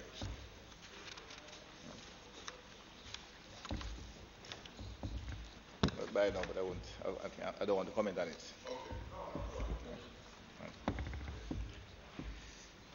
While this work of rebuilding and resourcing the police is ongoing, the states of public emergency and zones of special operations have provided a well-needed and welcome reprieve for the people who live or earn their living within the affected areas. The government has always maintained that the use of states of public emergency has been to stop the bloodletting and save lives. The SOEs are only one of the strategic tools in our crime-fighting arsenal that are being utilized by the security forces. And yet, on every occasion, persons who do not live or work in these communities, who do not understand the reality faced by the people of these communities, stand on their own platform of moral authority and decry the effectiveness of the SOEs. It's a completely different reality for the persons who are most affected. Persons who live and work in these areas have a very different perspective on the success. The measure of success include their ability to sleep at nights and the freedom to walk about their community free of fear. These are the people who are living and experience the benefits of a state of public emergency. These are the families for whom the states of public emergency are providing a safe and peaceful environment. These are communities where confidence and hope are slowly being restored and where engagement with the police is being redefined. In addition to the incontestable reduction in number of violent and other crimes, the safety, well-being, sense of security, and dignity of the people in these areas are also a measure of success for the states of public emergency. These must be taken into consideration. Across the western region of the island, where state of public emergency has been held in place the longest, the security experts can report that violent crimes are at a 20-year low, in particular the parish of St. James, as a matter of fact. Gun seizures, Mr. Speaker, are at the all-time high. It reflects the confidence of the citizens in conveying information to the police. In fact, since January of this year, the police have seized more than 60 new firearms in St. James alone. This reflects that renewed trust and confidence that the people have in the work of the police, and we are going to extend that. We are going to ensure that that confidence remains. Mr. Speaker, high levels of violent crimes, public disorder, and pervasive gang activity have plagued Jamaican society for decades. In February 1972, almost 50 years ago, the headlines of the national weekly newspaper carried the headline, "Crime Wave Hits Mobi, May Ruin Tourism Trade." The article went on to state, and I quote again as I did last week, Montego Bay is now in the grip of a serious crime wave, which leading citizens feel can no longer be hushed up. Criminal gangs have taken charge of a section of the town, and in these areas the people are going about their business in fear. Rival gangs have been clashing with blazing guns over the past few weeks. There has been a disturbing upswing in robberies. Mr. Speaker, this headline could have been written last week. And I repeat this to again remind the country and indicate we have a chronic epidemic of violent crime in Jamaica, and it will not be overcome overnight. It will take commitment to investment in our security forces, commitment to giving them numbers and supporting them in a manner that is consistent, and the nation has to get behind the security force in dealing with what is a major epidemic. The fact that this headline bears significant resemblance to our context going back almost 50 years should be cause of concern. My friend from Central Manchester used every possible opportunity to call attention to what he seems to regard as a commendable reduction in homicide rate over the period 2012 to 2015. But truth be told, over the last 15 years, there have been a minimum of 1,000 Jamaican lives lost as a result of homicide each year. No fewer than 1,000 Jamaican lives lost every single year since 2005. So what really is there to be commended? By this measure, none of us can claim success at this point. Over the last 15 years, there has been an ebb and flow cycle in Jamaica's homicide rate. Academics tell us that as an interim target, we should strive for a homicide count of less than 800 annually. It is believed that given the nature and pathology of criminal reprisal by gangsters, once you're over 800, it's an inevitable that it will rise again because gangs kill one, retaliate kill two, retaliate kill four, and it's an exponential rise that will happen, which is what happened after 2010. And I look at that. It's recommended that until we get to that 800 level, all available security tools and strategic measures should remain on the table to be used when necessary, where necessary to protect Jamaican lives. Gang violence is perpetrated by reprisal. While the homicide rates remain above 1,000 and the gangs pursuing reprisal attack, we must continue to ensure that security forces are equipped with all the necessary tools and resources not to protect the people of Jamaica and to find and dismantle the gangs. The fact that there are some among us who seem to only see above the line of 1,000 is sometimes infuriating. There seems to be a coordinated attempt to convince the Jamaican people that the rate of homicides, say, over 2012 to 2015 represented that over the period 2012 period were commendable and a result of initiatives implemented by the government of the day. Mr. Speaker, Now, my view to always look at government and criticize it, but there is no such thing, Mr. Speaker, practically. This is an erroneous, disingenuous, and a misleading statement and use of statistics.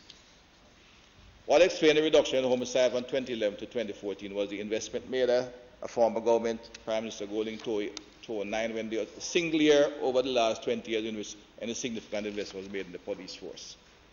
Security operations allowed for dismantling of the security operations on the SOE that allowed for the dismantling of criminal networks that caused a decline in homicide in the period thereafter. The subsequent government failed to invest in Jamaica's security apparatus, and that explained the upward trend in homicide rates from 2015 onwards. Mr. Speaker, investment in the security, similar to investment in the financial sector, take time to mature. The investment made by any administration securing our people and saving lives will not have immediate effect. Impact of these investments and the benefits to our people would only become visible over time. It is for this reason that this administration, under the leadership of this Prime Minister, has been implementing a comprehensive investment plan, has been unwavering in our drive towards a better equipped, adequate resource and highly professional Jamaican consular force. The only other time in our nation's history that any government invested in a substantially even comparable way in our security was that era of 2008-2009 for one single year. Over the period spanning 2009 to 2010, 2015, 2016, the budgetary allocation toward national security capital expenditure averaged just over $2.5 billion. This level of neglect, the security forces were being asked to perform at a standard that they did not have the capacity to do. Upon taking office in 2016, the administration started to increase the allocation at $6.5 billion in 2016, and have since then continued to increase until last year we got to $21 billion. There's still a way to go. When we were in the Ministry of Economic Growth and Job Creation, Water and Housing, we identified the need to spend some $4 billion on water to take it to a level that is acceptable to provide water to the vast majority of Jamaica in a reliable manner. We still have a way to go to invest in our security forces to take it to a level that we can hold them accountable and have confidence that they have the capacity to deal with the level of crime that we have in Jamaica today. After a 22% drop in 2017, that has been a flattening of the homicide rate since 2018. There has been a flattening of the homicide rate since then, with a 3% variation over the last 2 years. I'm not going to make a lot of noise, but that's a fact of history. The capacity of the JCF to interrupt the cycle is being strengthened. None of us should take into any comfort or feel any sense of satisfaction as long as we continue to have a minimum of 1,000 Jamaican lives lost to criminality each year. As we seek to break this trend and move homicide to below the 800 mark and into a sustainable drop to what will be considered reasonable normalcy, then we must change the focus of our assessment from anecdotes and skewed interpretations of statistics to a body of knowledge that is scientifically based and informed by the experts. As parliamentarians, we must change the narrative from one that is attempting to shift political responsibility in order to earn political mileage. There is no mileage to be gained from the loss of Jamaican lives. We need to elevate on our discussion around crime. We must move to intelligence-driven, expert information, science-based debates on security. We must continue to invest according to a comprehensive plan with established targets and clear outcomes. Anything else is unacceptable. The way forward, Mr. Speaker, that the capacity of the Jamaica Consular Force must be strengthened. Jamaicans can expect to see their increased use of DNA, forensic, and ballistic analysis to assist in securing convictions. A greater emphasis on investigation, including cold case investigations, as we now adopt technological techniques, which have provided significant results. An increased reliance on technology. Over the year 2021 financial year, the JSF will advance on several key areas, including the build-out of their technology support system. This will include expansion of the smart checkpoint facility, deployment of body-worn cameras, access to central database from the service vehicles, expansion from the service vehicles, which means you no longer have to call in or write paper tickets. From their service vehicle, they'll be able to enter on their smart their laptops and get the data they require about any particular vehicle or individual they might be apprehending. Expansion of the radio and microwave communication system, and increased capacity for surveillance through the closed-circuit television network. The robust use of technology will lead to the trust and confidence by members of the JCF and the public alike. The goal is to deliver the right service in the right way, enabled by modern technologies and underpinned by professional standards and values of policing.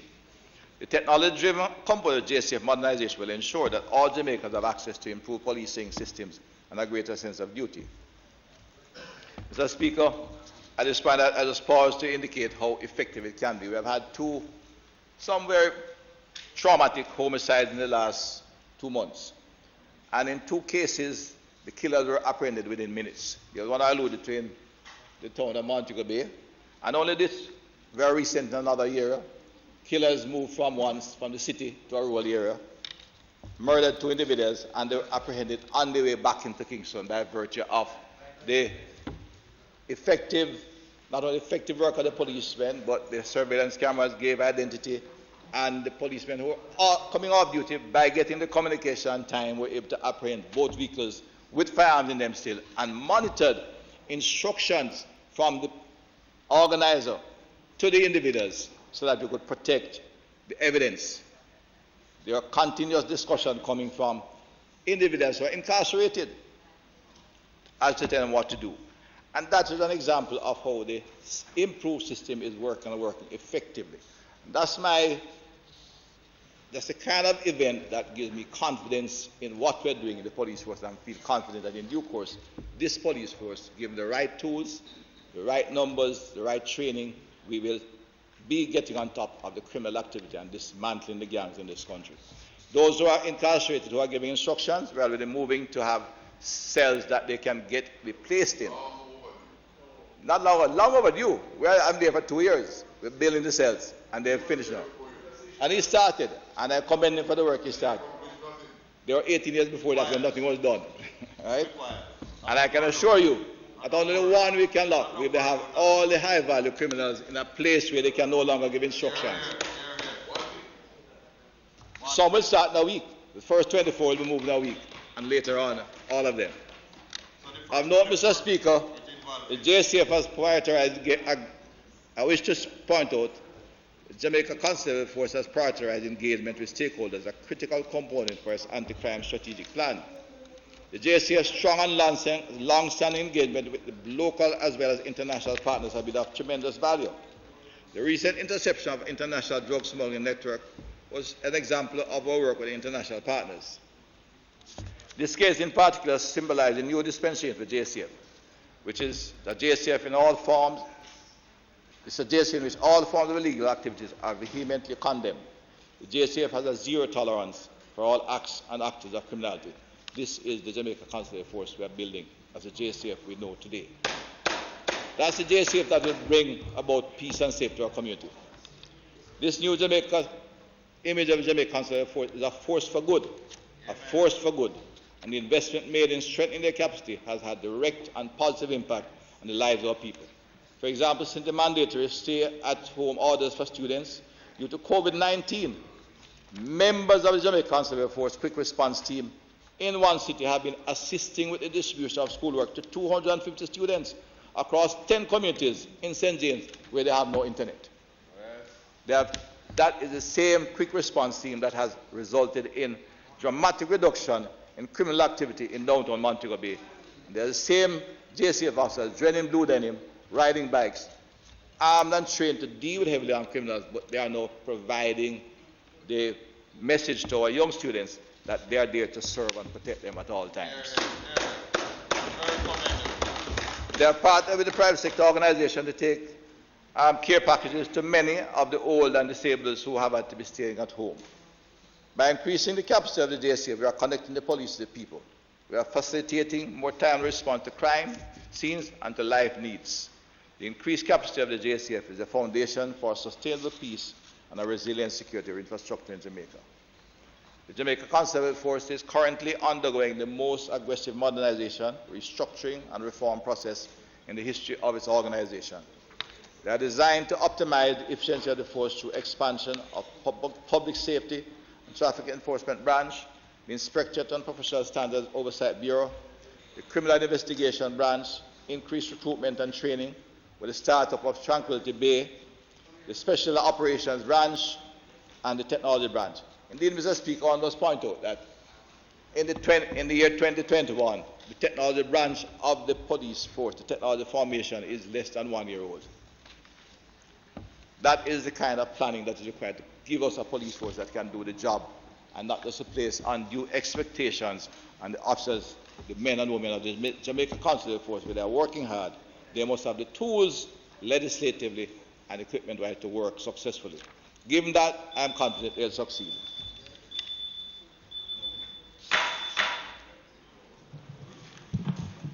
The members' time for speaking has expired. House Leader.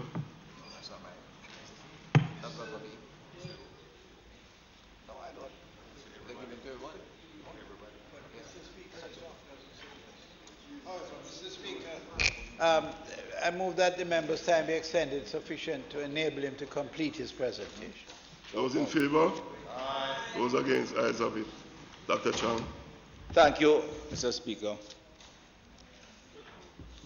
Before proceeding, it is some sadness I must indicate to the House that Superintendent Lunis, brave and accomplished officer, was injured last week, passed this evening. Right. Not long ago, I got the news at the beginning, but I think it's public knowledge. I'll come in and then here's a good man, a fine officer. He was doing very well, but it would seem he got on them others because.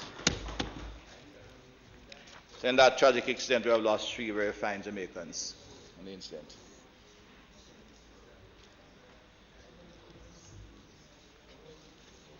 I just can't wrap up, Mr. Speaker. The Jamaica Consular Force is currently undergoing,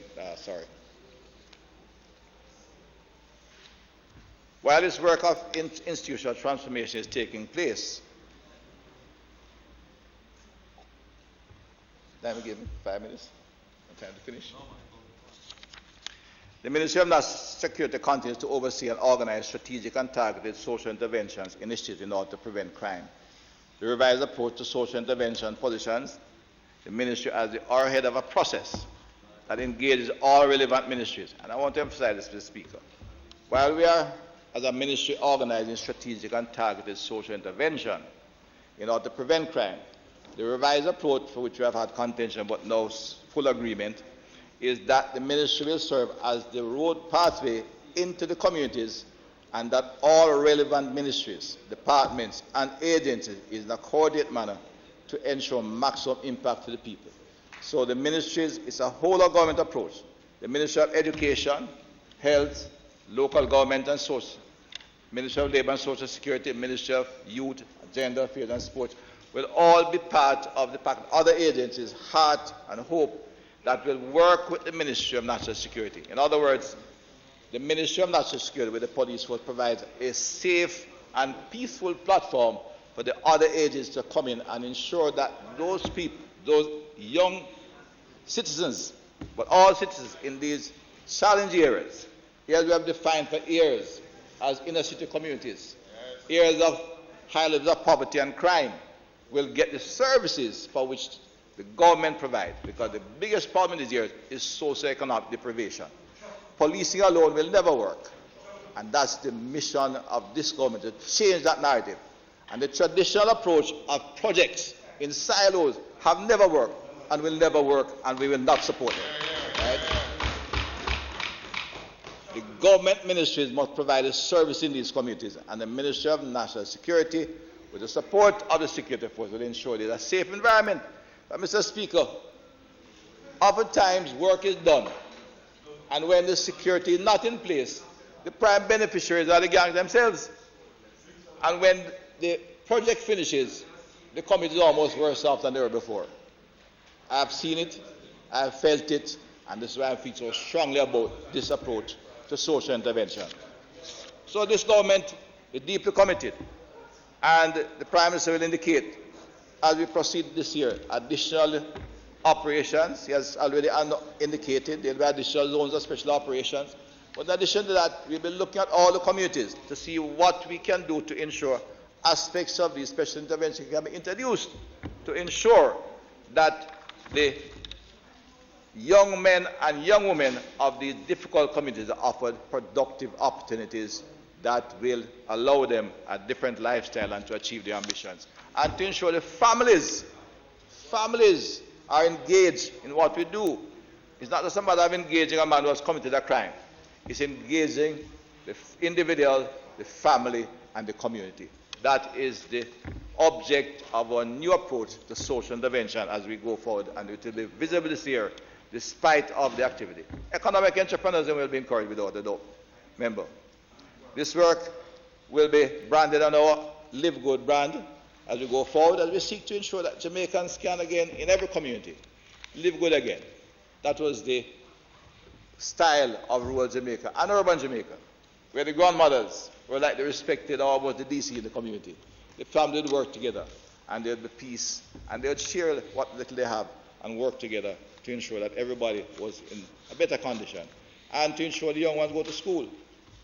Mr. Speaker, no time is limited. I just mentioned that the major organized crime and anti-corruption agency will complete its, the legal framework for autonomy very shortly.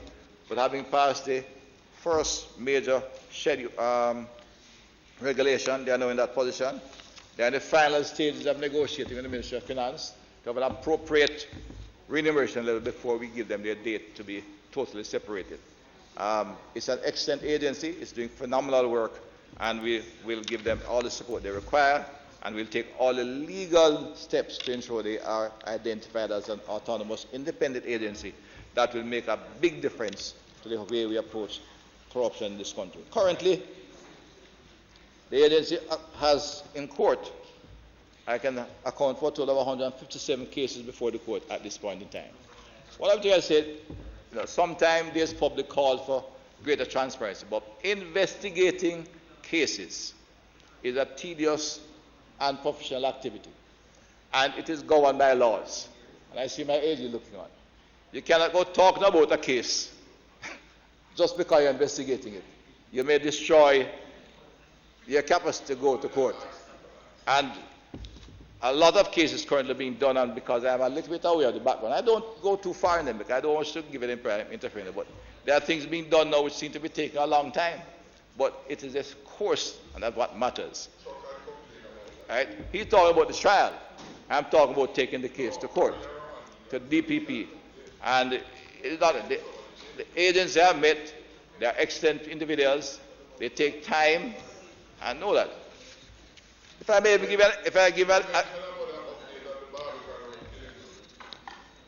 which of them? Come allow the gentleman. I'll give you that because I'm not. It doesn't come to mind immediately what you're referring to. Right? You are a witness. You are a witness. But I give you an example of the kind of activity that I'm talking about. If you have a case that may require extradition, for example, under the extradition law, whatever case you ask for on the extradition is only what you can try them for. If the person is in Jamaica, you can arrest them, charge them again and again if more evidence come. We have to complete the case if we do an extradition. Right? You see? So extradite the offense. So it takes time to get your case complete before you move on it. And there are other cases. So I want to reassure this country, MOCA is not only proving its worth and value, but it's operating as an independent, highly professional body of which this country can take pride in and can give them all the support required. My final comment, Mr. Speaker, will come from in dealing with the resilience of Jamaica's security infrastructure. I will focus on border security because border security for us is crucial. Jamaica is in the Caribbean. We occupy a very strategic location, and while we are an ideal location for developing logistics center, it's not only logistics for what is trading of goods. Criminals also recognize that, and at this point in time, we have the Passport and Immigration and Citizenship Agency undertaking the kind of transformation to be in a position to ensure that we can manage our borders effectively. So PICA and the Coast Guard are the two critical agencies in ensuring our coastal waters are protected and we can deal with the problem of transnational criminal activity. PICA has launched an online adult passport renewal system, installed additional automated border crossing, kiosk at the Sanction National Airport, efficiency of entering our country, but in monitoring or in ensuring our borders are safe and we can monitor the throughput of criminal activity or activities who may be coming through. In part of this as well has been the expansion of the Maritime Air and Cyber Command Brigade of the Jamaica Defence Force, which was acquired additional OPVs, ocean-going patrol vehicle, the Nanny, joined the other two vehicles, and now give us greater capacity in dealing with transnational crime in the Caribbean. In fact, Mr. Speaker, there's an increasing number of boats coming out of the sections of our northern neighbors, in particular Haiti and the Bahamas, now increasing evidence of drug trade, of transnational criminal activity in narcotics and in advanced credit fraud. The MOCA plays and the police plays a critical role in advanced credit fraud, but in terms of the trafficking of narcotics and human trafficking, it is the Coast Guard and PICA, supported by the police, that does the work, and we can assure the people of this country in a very strong position to effectively manage our borders and reduce the impact of the kind of criminal activity that currently feeds the gangs in Jamaica. When drugs go out, guns come in, and our responsibility is to prevent that, and that is in fact the biggest source of criminal activity, and the huge amounts of money that actually undermines our economy and corrupts a lot of our institutions. So the responsibility is a wide one, but the security forces are responding, and I commend all the professionals who continue to do extremely challenging work under very difficult conditions, and we are making significant progress, even if it's not as visible as you'd like yet. Mr. Speaker, the JCF reports that all major crimes are down, including murders. We are down a bit. We're not going to boast about it all over. This week, I think we're 25 down.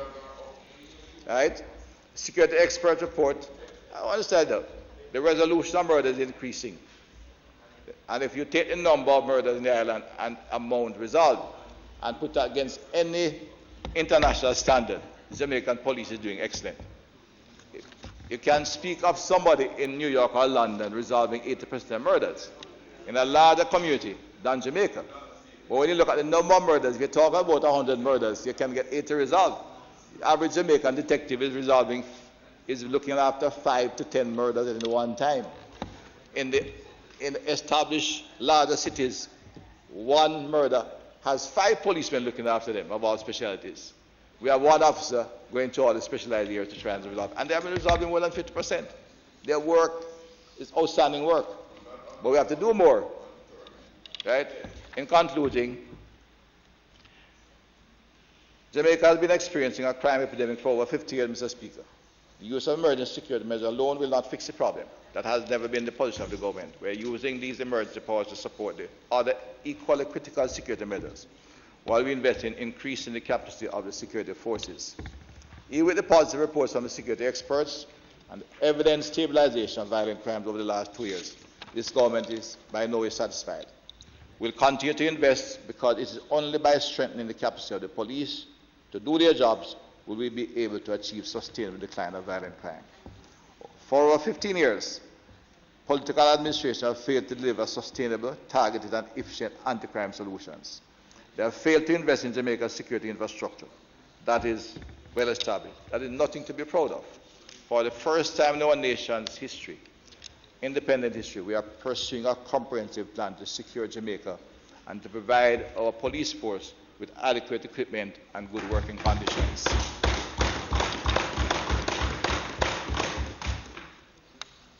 Prosperity and economic growth are achieved only on a foundation of security.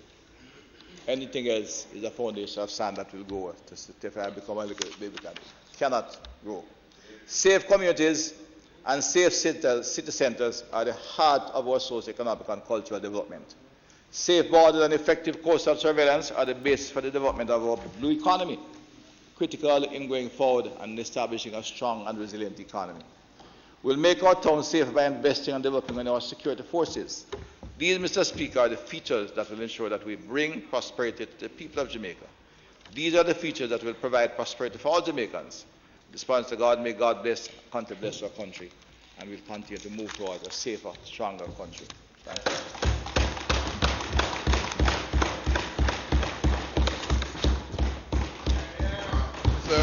Mr. Speaker, can I crave your indulgence? During the minister's presentation, he made mention of the sudden passing of Superintendent Clooney, who was one of the 4 injured, well, 2 deceased and 4 officers got shot on June 12th at Horizon Park. I want to use this opportunity to tender our sympathies, our condolences to his family and to his colleagues on his untimely passing. Mr. Speaker, it is indeed a shock because I think all of us were of the feeling that he was recovering quite well, and this was the last thing that we would have expected. So thank you much, Mr. Speaker.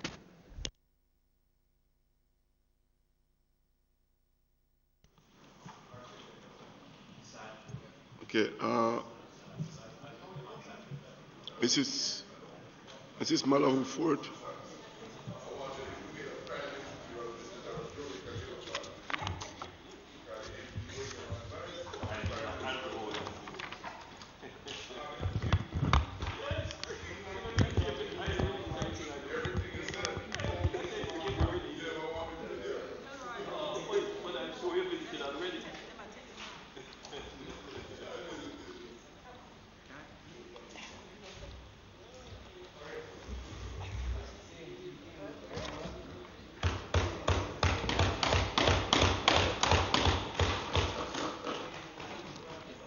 Thank you.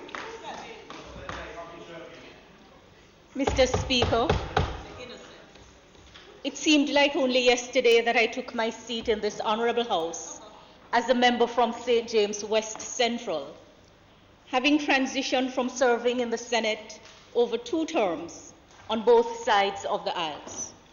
When I made my inaugural sectoral presentation back in 2016, I had a large group from my constituency here.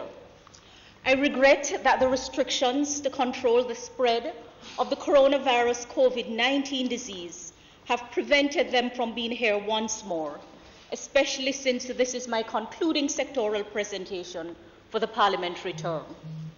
I continue to thank my constituents for entrusting their representation to me, and I look forward to being back here next term in their service.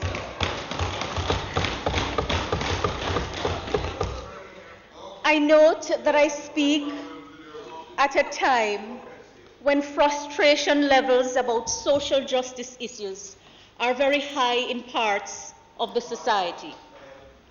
The same is true in other countries. Injustice anywhere is a threat to justice everywhere. The people are looking to us for direction, protection, and order. They want to know, Mr. Speaker, or be reminded where we in this honorable house stand on the pressing issues confronting them. The Parliament is constitutionally mandated to pass laws for peace, order, and good government. It is from this mandate that we get the biggest clue about the proper role of the Member of Parliament as legislator.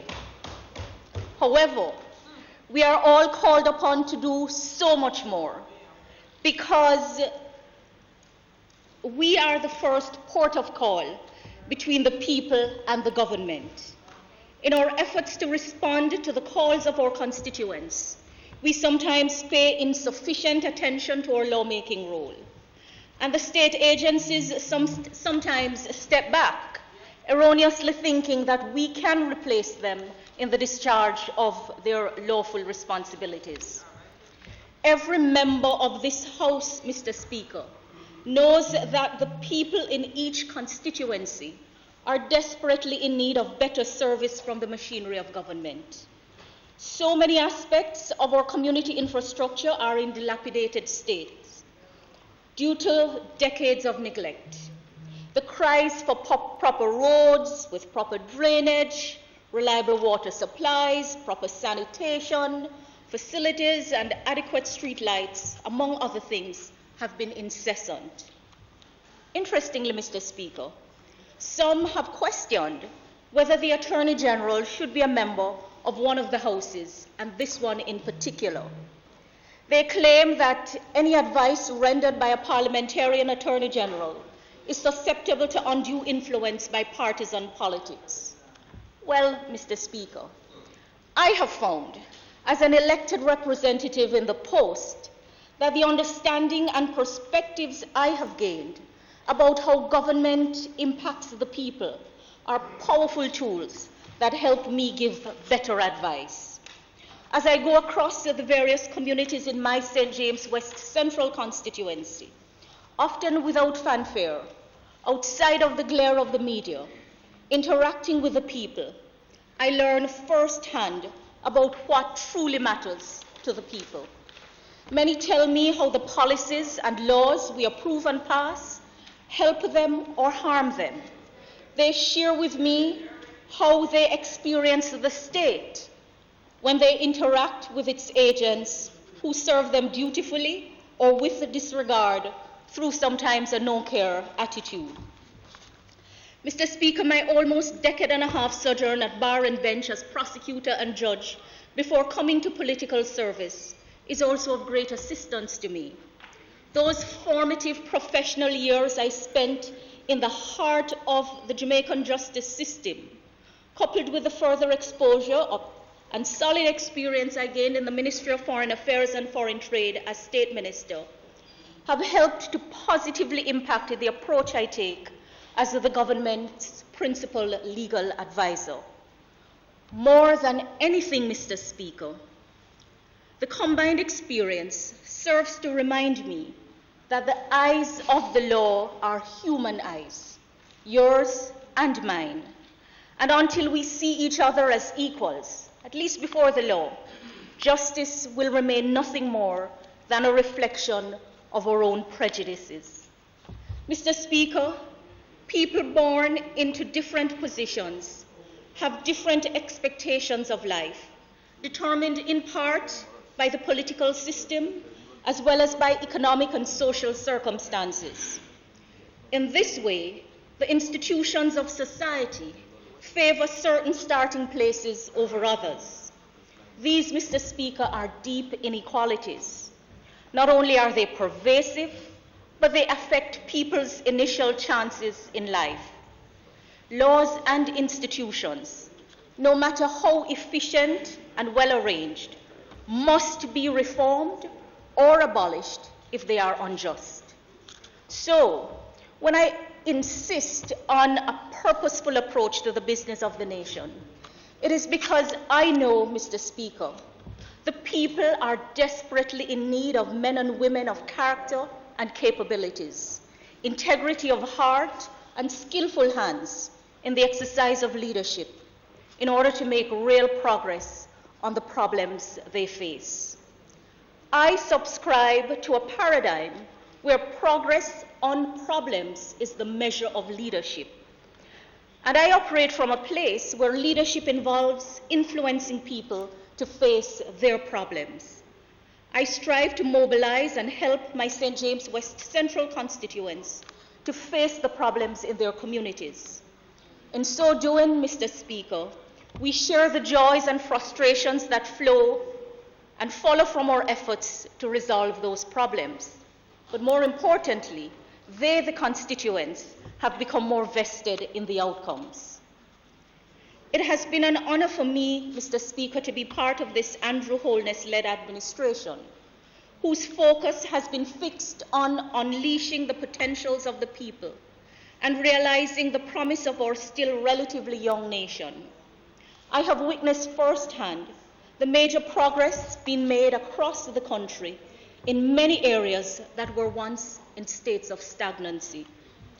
While so much remains to be done in my St. James West Central constituency, for example, basic infrastructure in the 3 electoral divisions of Spring Garden, Mount Salem, and Granville have been significantly improved. And Mr. Speaker, when I took stock in relation to roads, 45 have been rehabilitated. 45. In the Spring Garden Division,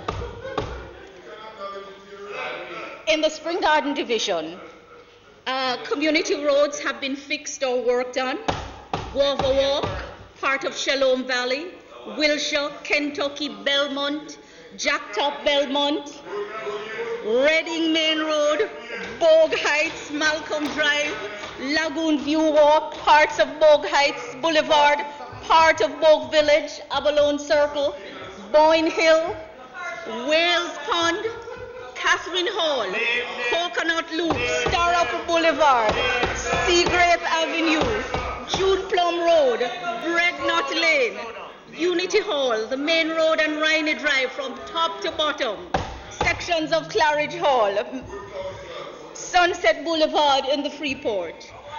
In the case of Guava Walk, Mr. Speaker, seriously, more than 45 years had passed since their road was last worked on. For Bogue Hill, over 35 years. Boyne Hill, over 40 years. And in fact, that road had never been paved. In the Mount Salem division, communities in the Mount Salem Zone of Special Operations, the ZOZO, now have paved roads with proper drainage and other infrastructure improvements, making life a lot more pleasant for the residents. The Mount Salem Main Road has been fixed, Mr. Speaker, along with Crawford Street, Piggott Street, Peddlers Lane, and Jarrett Lane. Mr. Speaker, I am talking about what I have witnessed. Caton Lane, Campbell Lane, Coffee Lane, Coconut Palm, O'Connor Lane, and Catherine Mount are coming up. In Westgate, Acadia Drive and parts of Fairfield Avenue, with Westgate Walk coming up. You hear that? Phase 2 of major rehabilitation work is now underway in the Tucker Main Road, following on the completion of Phase 1. Primrose Lane have been paved for the first time. Mr. Speaker. Point of order, Mr. Speaker. Mr. Bunting, please Mr. raise your point Speaker, of order. this is the sectoral debate. It's quite unusual for the Attorney General, who really has no portfolio, to be speaking in the sectoral debate at all. But for her to abuse it this way, to be using it You're so uncharitable. as a campaign speech. I know we are all sympathetic that she's under pressure in the constituency. But it's really, Mr. Speaker, an abuse of the sectoral debate. We have a state of the constituency debate which is coming up. So that would be the appropriate. This is really an abuse of the sectoral debate and of the patience and tolerance of the members to have to sit through this. Mr. Bunting. Mr. Bunting, I think it is customary for members in the sectoral debate to touch on a few issues relating to their constituency. This is nothing new. Yeah. Mr. Speaker, in highlighting the improvements, I'm really speaking to how the people experience government. And all of us here are first and foremost members of Parliament. First and foremost. All of us are members of Parliament.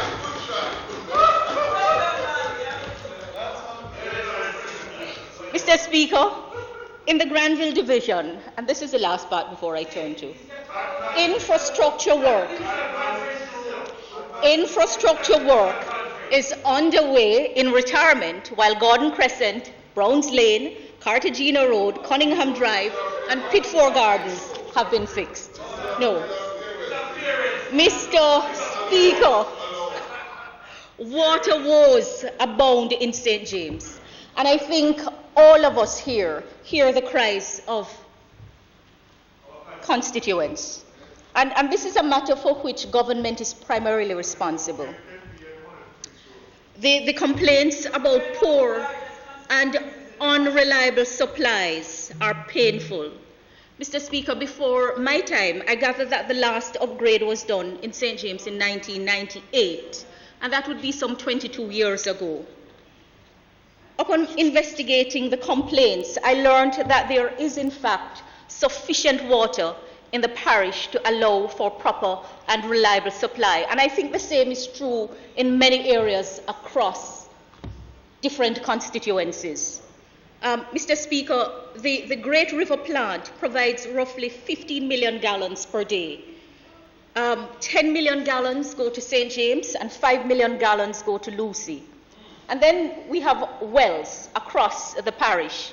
But the real problem, Mr. Speaker, has to do with the lack of tanks for storage and proper pumps, so that when supply of electricity is interrupted, people can still get water. Underground pipes also need to be changed out. The Fairfield well, Mr. Speaker, and existing pump, which serves Fairfield, Tucker, Irwin Belt, and the new estuary development, are just not big enough for the number of households.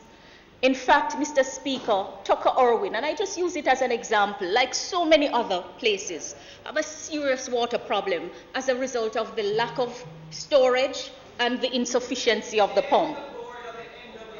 However, the Fairfield well can be tied into the Catherine Mount well, where pipelines are already in place but are locked off. And it makes me wonder how many other pipes are locked off that can be turned on. But you know, Mr. Speaker, this is not just about a report on that water problem. As a result of my representation, 5 new tanks have been installed in the constituency of St. James. In Unity Hall, a 50,000 gallon tank is now in operation. In Moy Hall, a $50,000 gallon also in operation. In Westgate Hills, 100,000 gallon. In Pitford, 100,000 gallon. And in Granville Artwell, a 250,000 gallon. Mr. Speaker, it is my hope that all the connection work will be completed in short order to relieve the people of this problem. I am in dialogue with the NWC, and admittedly there are challenges in the NWC to get all the connections done. And I look forward to having the Prime Minister at a commissioning ceremony when the work is complete. I now turn to the specific matters regarding the operations of my chambers. When I presented in these debates last year, Mr. Speaker, I spoke about centralization, implementation of the Cabinet decision to centralize Government of Jamaica legal services under the Office of the Attorney General. I mentioned that an operational development specialist had been engaged and would be undertaking a complete review of the Attorney General's chambers, as well as the 16 legal service units in ministries that will be merged with the Attorney General's chambers to form the centralized entity. The draft organizational review report has now been received, and consultations are underway with some key stakeholders, including permanent secretaries who will be directly impacted by this change. While the formal transfer of posts in the legal service units to the AGC is pending, the collaboration on work assignments and the benefits being provided by the AGC to the LSUs suggest that the process of developing the one Attorney General's chambers is far advanced. The final report will be considered by Cabinet and will include proposals for a new organizational structure and re-engineered business processes. Mr. Speaker, our focus is on efficiency and quality service delivery, not only to our external clients, but to our internal customers. To this end, the ICT transformation at the chambers has been fast-tracked. The wireless infrastructure has been upgraded. The Microsoft Office 365, the O365 platform, has been rolled out in the chambers and in the legal service units, and 120 new computers have been provided to staff to ensure that they can make full use of the collaborative tools that the O365 platform provides. With our LSU staff now on the AGC ITC platform, we have been able to work seamlessly during this COVID-19 pandemic in collaborating on priorities, including legislative matters. Mr. Speaker, we are committed to creating an environment of continuous learning, and significant forward strides have been made so far. Training of legal officers is ongoing, and during the last financial year, 10 courses delivered by staff at the chambers and some of our partners were accredited by the General Legal Counsel for the continuing legal professional development requirements. Our administrative support team is also benefiting from paralegal training offered by the Justice Training Institute, a department of the Ministry of Justice. Senior officers in the chambers are now working more closely with the LSUs. Heads of LSUs continue to submit monthly report to the chambers, which we now call the headquarters, and meetings between the headquarters and the units have increased. Mr. Speaker, the Transition Advisory Committee that managed this major transformation initiative includes representatives of all LSUs. The Solicitor General provides weekly update to the Cabinet Secretary and Permanent Secretaries at meetings of the Permanent Secretary Board.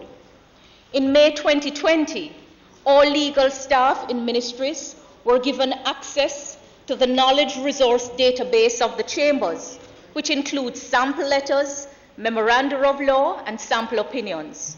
The AGC has also assumed responsibility for subscription payments for online research facilities for all legal officers in LSUs. Mr. Speaker, I use this opportunity to thank our international partner, the International Bank for Reconstruction and Development. That's the World Bank, who along with the Ministry of Finance and the Public Service have ensured funding for our modernization initiatives. My appreciation also to my minister, the Minister of Justice, my friend the Honorable Delroy Chuck, and Permanent Secretary Benny Templar, who along with Cabinet Secretary Ambassador the Honorable Douglas Saunders continue to lend unwavering support. Mr. Speaker, the Minister of Justice has been particularly supportive of the work that we do in the chambers, and when called upon to advocate or to assist or to unlock any of the many hurdles and bureaucratic bundlings, he has always come forward, which have enabled us to better serve the people. I thank you, Minister Cho. Mr. Speaker, the Human Resource Management and Administration Division of the Chambers is currently staffed by 2 directors and 1 assistant. This division supports the work of the legal divisions by providing services in strategic planning, finance and budgeting, human resource management, information and communication technology, registry and record management, and library services. During the 2019-2020 period, the division continued to work very closely with the transition team in their efforts to improve capacity and upgrade the technological capabilities in preparation for centralization of legal services. And in this regard, Mr. Speaker, I would like to highlight that paralegal training has been done, business etiquette and customer service training, legal research training. We have seen enhanced technological capacity. In fact, in the reporting period, we had procurement of 50 additional laptops, 65 all-in-one computers, and a state-of-the-art multifunction copier with pagination features. And this is extremely important for the court documents that we have to deal with. We're currently exploring an electronic stock-taking system, Mr. Speaker, and this will greatly enhance the efficiency of our inventory management process. The Chambers, Mr. Speaker, was in the process of reviewing a draft flexi work policy when the outbreak of the COVID-19 pandemic forced an earlier than planned start to this arrangement due to the social distancing guidelines outlined in the various orders under the Disaster Risk Management Act. I'm pleased to say, Mr. Speaker, that the arrangements have proven so successful that we will be forwarding it to the Ministry of Finance and the Public Service in due course, so that that kind of flexi work arrangement can form a permanent part of our operations at the chambers and our strategy to retain staff. Mr. Speaker, a major challenge faced by the Attorney General's chambers for a long time is the inadequacy of resources for the very heavy workload, especially our human capacity. Although a number of posts was added to the organizational structure in 2017, the centralization of legal services transition team was subsequently tasked with conducting a re-engineering of the department's business process in order to develop a new organizational structure for the centralized chambers and to determine the ultimate human resource capacity. The report is to be reviewed shortly, and I put the Prime Minister and the Minister of Finance on notice that the chambers has to be restructured and it has to be resourced in order to enable us to do the work that we do for government. I now turn to the legal affairs work of the chambers, Mr. Speaker. Our open file are estimated at just under 21,000, in fact 20,880, and that was at the end of March of this year. Mr. Speaker, I'm pleased to also report, as part of the global overview, that for the period we have made forward strides in paying out on judgment debts, with the kind assistance of the Ministries of Finance and Justice. We have paid out just under $287 million in judgment debts and just over $177 million in settlement. This, Mr. Speaker, has gone a long way in alleviating the hurt and the distress of those who have gotten judgments and those who have been wronged by agents of the state. And it is true, Mr. Speaker, that one of the focus of this administration was to bring payments up to date. For a long time they were outstanding and lingering, but thankfully we have made such good progress in this regard. Mr. Speaker, for the period April 2019 to March 2020, we had a total of 947 new files opened, and they are distributed across the various legal divisions in the chambers as follows: Commercial Affairs, 104, Constitutional and Legislative Affairs, 99, General Legal Advice, 333, International Affairs, 62, Litigation, 349, and that's just in relation to the new files. Mr. Speaker, I'll give a brief overview on the work of the legal division, but I have to say that a perennial constant is the failure of our clients, the ministries, departments, and agencies of government, to provide us with full, comprehensive instructions in a timely manner. Our major challenge is so severe, Mr. Speaker, and it is compounded by the fact that we do not have enough attorneys in the chambers to deal with the workload and to adequately manage what comes in to us. The Commercial Affairs Division, Mr. Speaker, currently has a staff complement of 4 attorneys, and that is woefully insufficient to allow for timely review of the complex commercial matters we deal with on behalf of the government. I'm, however, very grateful for the Foundations of Competitiveness and Growth project funded by the World Bank and implemented by the PIOJ in collaboration with the JAMPRO and the Development Bank of Jamaica. This project aims to strengthen the business environment in Jamaica for private sector investment. It continues to afford us, the chambers, a commercial task force comprising 3 legal consultants and 1 administrative assistant who help us to more quickly review our transaction documents and provide support during contract negotiations in major strategic investment initiatives, including large infrastructure development projects, divestments, and public-private partnership transactions. The consultants work in tandem with the attorneys in the division, and they provide mentorship and knowledge transfer because the team in the chambers is a young one. We recently got good news that the project has been extended for another 2 years, and so we look forward to a continued mutually beneficial relationship. But I'd like to put to the Ministry of Finance on the public service on further notice that better and more resources are required for legal affairs. It is unacceptable for us to have to rely on this project arrangement to do our job.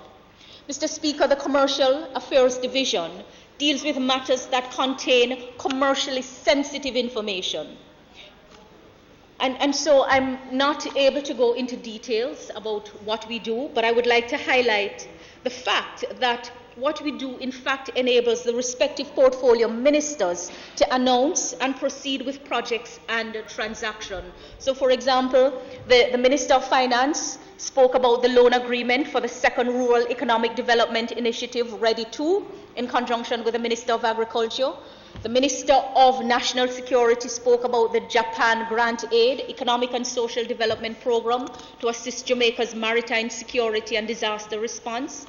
We also looked at the first Economic Resilience Development Policy Loan, and we guided the Ministry of Finance on the public service on this first policy loan, Mr. Speaker. We assisted the Ministry of Health with its agreement with the Pan American Health Organization for the provision of technical assistance, where the PAHO will coordinate and provide technical assistance for the implementation of a new primary health care model and integrated health service delivery network. The Minister of Finance had announced the Big E program with the Inter-American Development Bank that's boosting innovation, growth, and entrepreneurship ecosystems.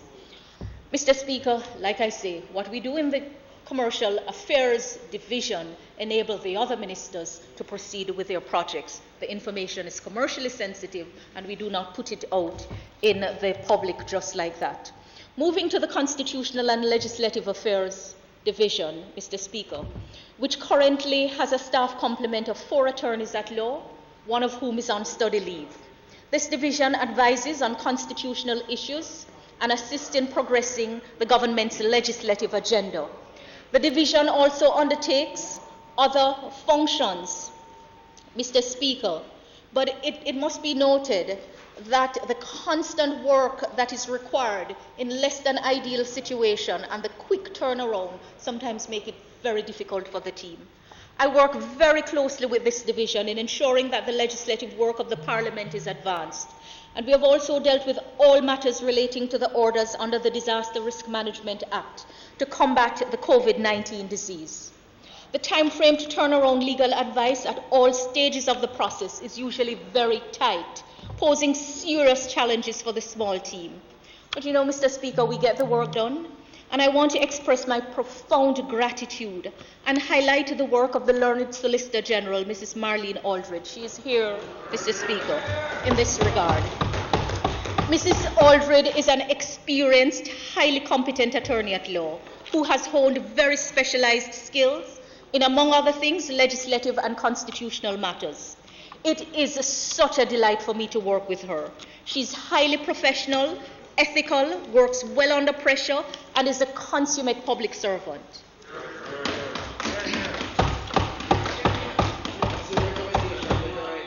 I also want to thank, Mr. Speaker, the learned Chief Parliamentary Counsel, Ms. Judith Grant, who is also here, with whom I have also had to work very closely, and many times she doesn't get the recognition that she deserves.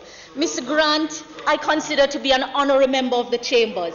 She is an extremely competent draftswoman, Legislative Counsel. Members, stand for speaking as this the House Leader.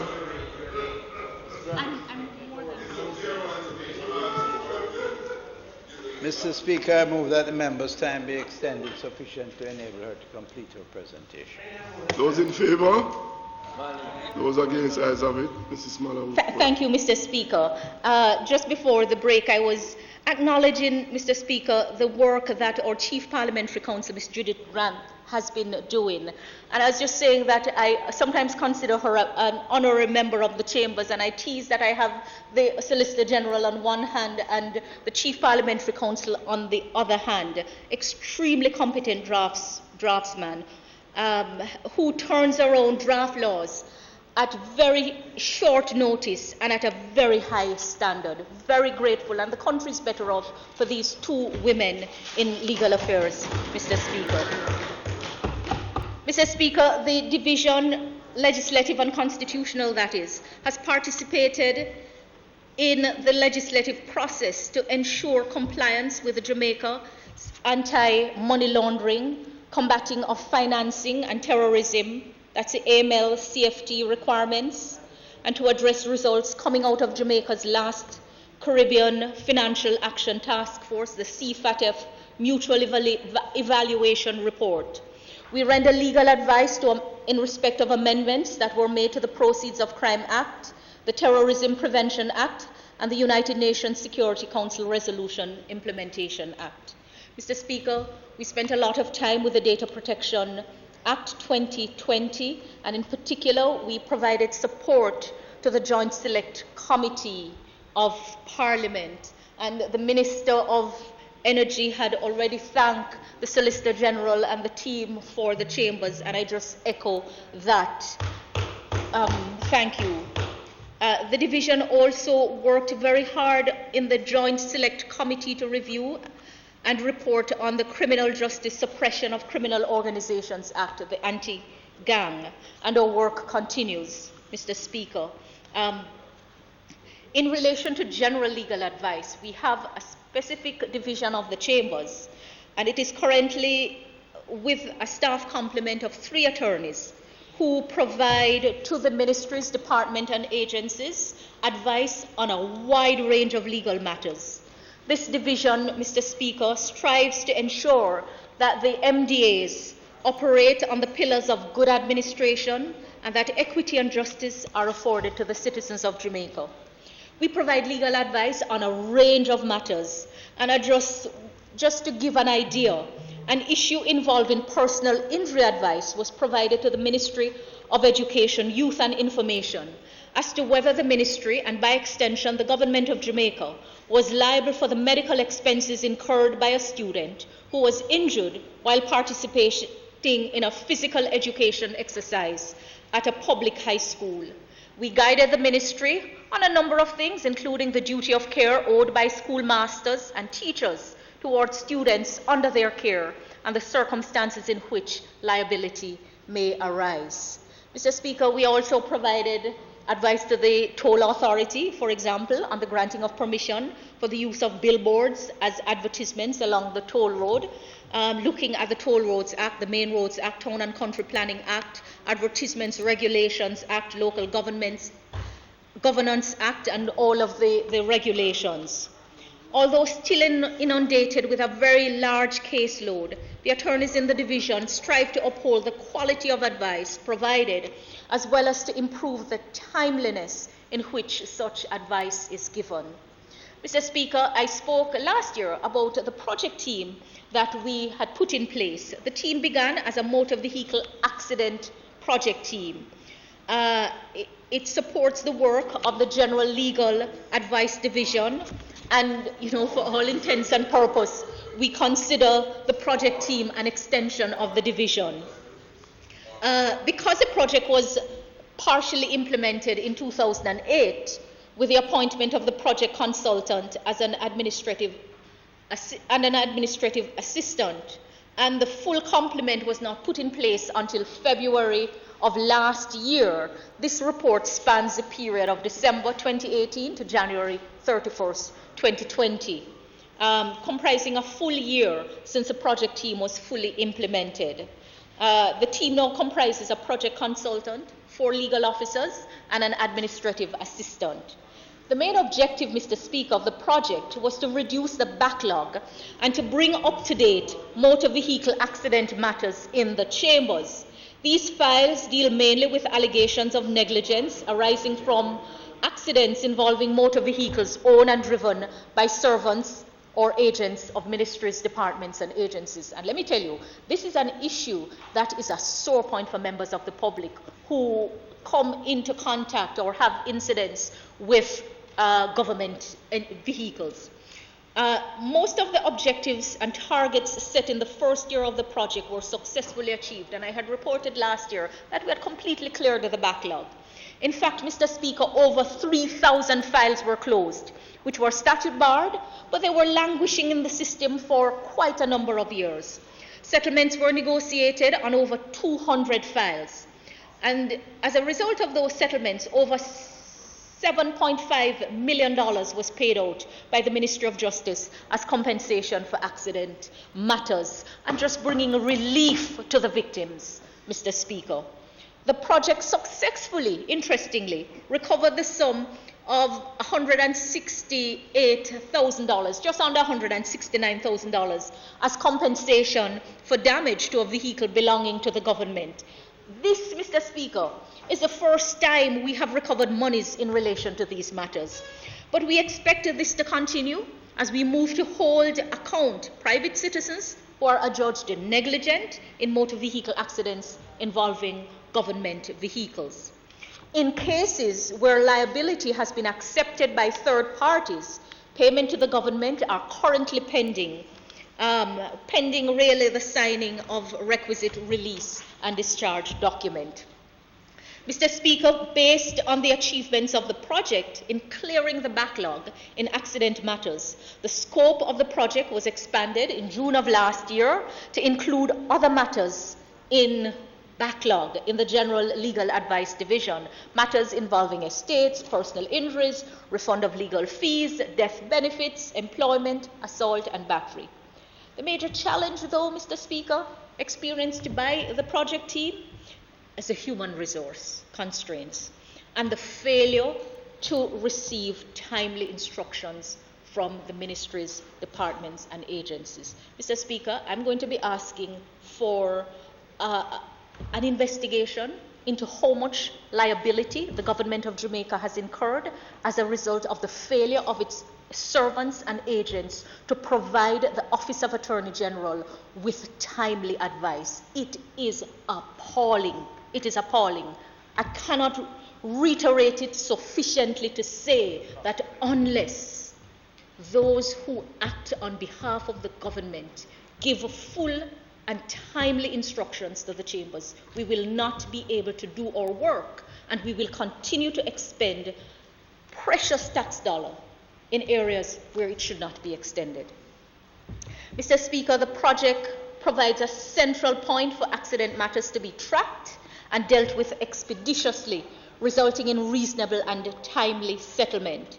It has pursued recovery, as I said, of compensation payable to the Attorney General in cases where state vehicles are damaged, and it is proved that third parties are liable. Mr. Speaker, what has resulted from this work, clearing of the backlog, dealing with the matters more speedily, paying out, settling matters where they should be settled, is that we have seen such an increase in public trust and confidence in the chambers to resolve these matters and to render advice in a timely way. And I want to thank the team for the work that they have been doing and look forward to improvement in our service of the people. Mr. Speaker, again, I have to talk about the fact that there are challenges and there are limitations, even with our best efforts. So the overwhelming majority of accident files, and I wish the Minister of National Security was here because he began his presentation by dedicating it to the Jamaica Constabulary Force, fittingly in all the circumstances. But just to say that the overwhelming majority of accident files we receive in the chambers relate to the Jamaica Constabulary Force. And this, Mr. Speaker, it brings into question the adequacy of the specialized training in defensive driving.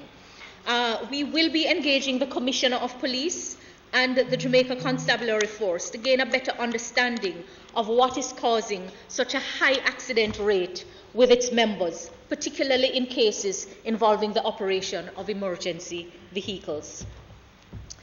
Finally, Mr. Speaker, it must be noted that a great thrust towards modernization of certain aspects of the filing system in the chambers would also assist in the processing of matters being pursued by the accident team in a more efficient manner. And I say to the Minister of Finance, I think he understands it, that we have to be better resourced.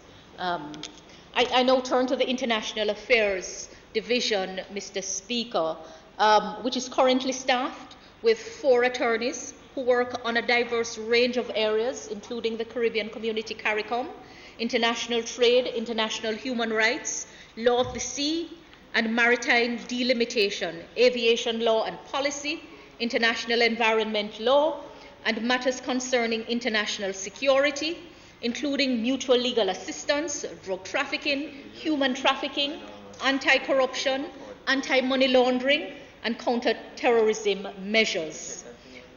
Through the division, the government of Jamaica is represented in drafting and negotiating bilateral and multilateral treaties and agreements.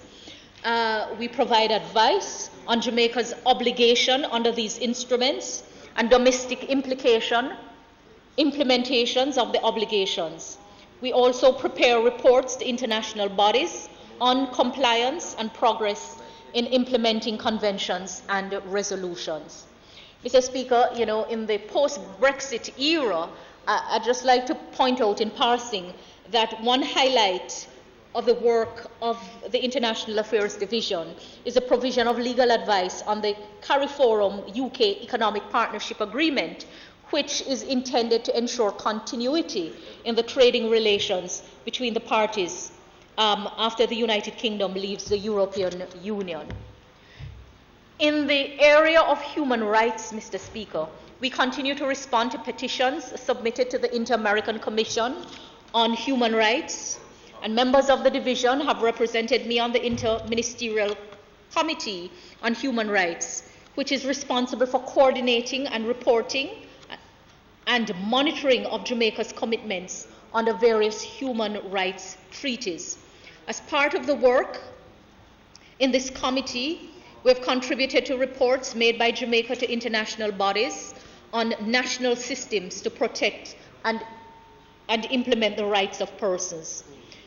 We've also been involved in the preparation of Jamaica's report on its implementation on the Convention of the Rights of Persons with Disabilities.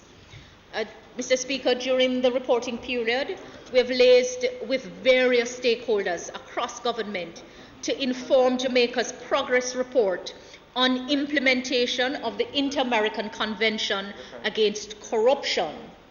And we have been participating in the United Nations Convention Against Corruption second cycle review of Jamaica.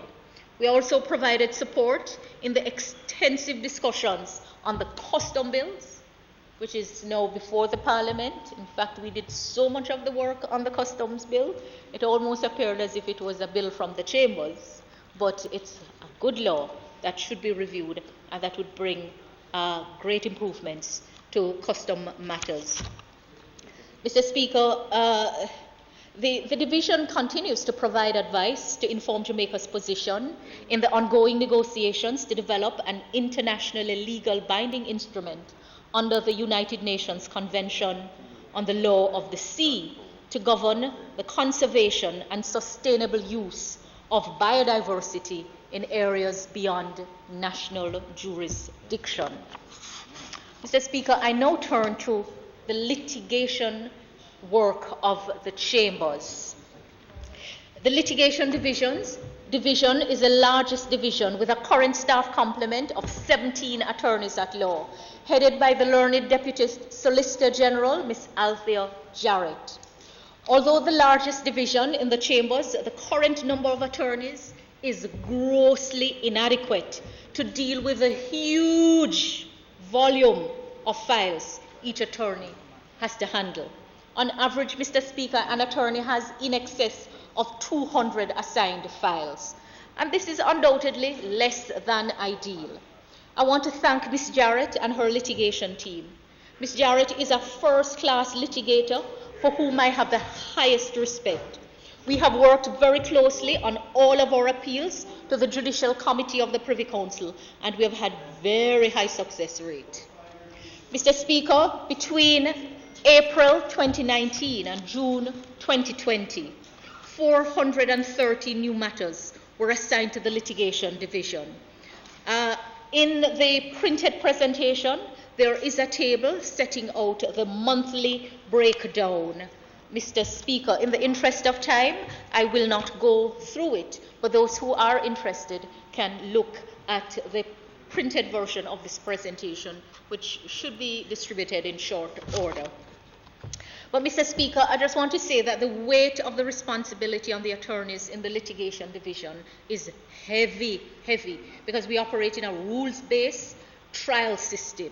The consequential stress on each member is great. And I know it, Mr. Speaker, because I've been a courtroom lawyer all my life, and I've spent almost all of my legal practice between bench and bar. But you know, Mr. Speaker, despite the stress and despite the limitation by virtue of size and available resources and the challenges that we have faced, the litigation team has worked tirelessly to effectively and in many instances successfully represent the government of Jamaica in constitutional claims, judicial review claims, and civil suits that have been filed. This is the last aspect of the presentation, and I just want to spend a little time just highlighting some of the matters that we have dealt with. In the printed booklet, you will see reference to the case of Ernest Smith and Company against the Attorney General, consolidated with Hugh Thompson and the Attorney General. And I want persons to hear what is happening and some of the challenges that we have to deal with. On November 26, 2012, the Honourable Mr. Justice King, now retired, presided over an assessment of damages in relation to the consolidated claims brought by the claimant, who are all attorneys at law. The damages to be assessed by the learned trial judge were in relation to breaches of constitutional right, false imprisonment, trespass to property, assault, aggravated and exemplary damage. The factual substratum of the claims being the January 2003 execution by the police of search warrants on the law offices of the claimants and the seizure of files. The hearing before Justice King lasted several days in October 2013, and the learned judge reserved his judgment. His lordship, however, retired in 2015 without delivering his judgment and without obtaining the Governor General's permission to continue to act as a judge after attaining the age of retirement. This is a matter that the Minister of Justice spoke about generally in his presentation and has spoken about many times. So the claimants, Mr. Speaker, sought declarations, including a declaration that the learned trial judge, having retired, could no longer deliver the judgment on the assessment of damages, having thereby rendering the delivery of the judgment an impossibility. A declaration that it was now unreasonable and unjust to have assessment heard de novo. They sought a declaration that the delay and the impossibility of rendering the judgment was a breach of their constitutional right to a fair trial within a reasonable time. Of importance, Mr. Speaker, is the fact that the primary remedy sought by the claimants was a significant award in damages on the basis that it was unreasonable and unjust to have the assessment of damages begin de novo before another judge. So, you know, Mr. Speaker, it's just a very difficult and tricky situation this has put the government in, where the retirement of judges has taken place without arrangements made and matters are outstanding. So we argued on behalf of the government that while we concede that Justice King could no longer deliver his judgment in the matter, in light of an earlier Court of Appeal decision, the appropriate remedy was not an award in damages, but for the claimant's damages to be assessed de novo before another judge. And they were asking that that shouldn't happen. But we're grateful that the full court agreed with us, and while it found that the claimant's constitutional rights had been breached and had awarded $15 million to each of them in vindicatory damages, it ordered that the claimants the claims were to be set down for an assessment of damage in the earliest possible time. Mr. Speaker, I believe that the Minister of Justice have now had discussions with the judiciary about the constitutional arrangements that must be in place when judges are retiring and when they have outstanding matters. Because our courts are already overburdened with a number of cases, and it's really counterproductive to have to go over matters and have to relitigate or to have re-hearings when proper arrangements could be made that would avoid these settings. Mr. Speaker, here is another matter of interest. Andre Reid, otherwise called Chadwick Gordon, against the Attorney General. This case concerns a complaint by a convicted inmate that his constitutional rights had been breached by virtue of him remaining housed in a cell block reserved for inmates under the sentence of death, after the Court of Appeal had quashed his sentence of death and ordered that a new case be remitted to the trial judge for resentencing. The claimant had been convicted of the offense of murder in the furtherance of rape and indecent assault. He was sentenced to death. And you know, it's interesting because in the debate that is raging about sexual assault, I see persons calling for the death penalty, but just to say that murder committed in the course or furtherance of another felony can receive the death penalty on conviction in Jamaica, although there is a moratorium on the handing down of death penalty. So Mr. Reid was sentenced to death, having killed someone in the furtherance of rape and indecent assault, and that was in May of 2010. However, at the time of his trial, no notice had been given to him or his attorney at law that the prosecution would be pursuing the death penalty. And I pause to say that the courts have set out very strict rules as to what is to happen in the event that the Crown is indicting and seeking the death penalty. So in 2011, the Court of Appeal decided that notice of the prosecution's intention to seek the death penalty was required. The claimant appealed against the sentence was therefore allowed in 2012, and the Court of Appeal ordered that his case was to be remitted to the trial judge who had sentenced him to now resentence him.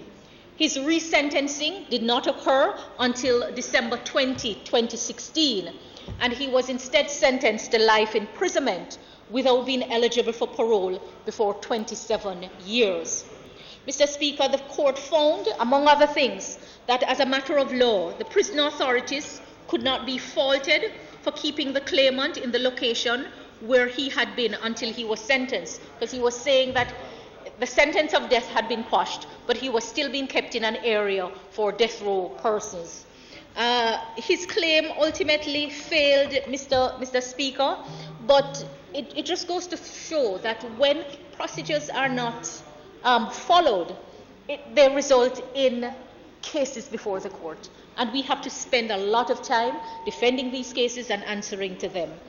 The court found with the Attorney General that the claimant should not be compensated for being placed on death row, as at the date he was sentenced to death, the authorities were acting out a lawful order. They were carrying out a lawful order of the court when placing him in that section of the prison reserved for inmates under the sentence of death. So no constitutional right had been breached as a result.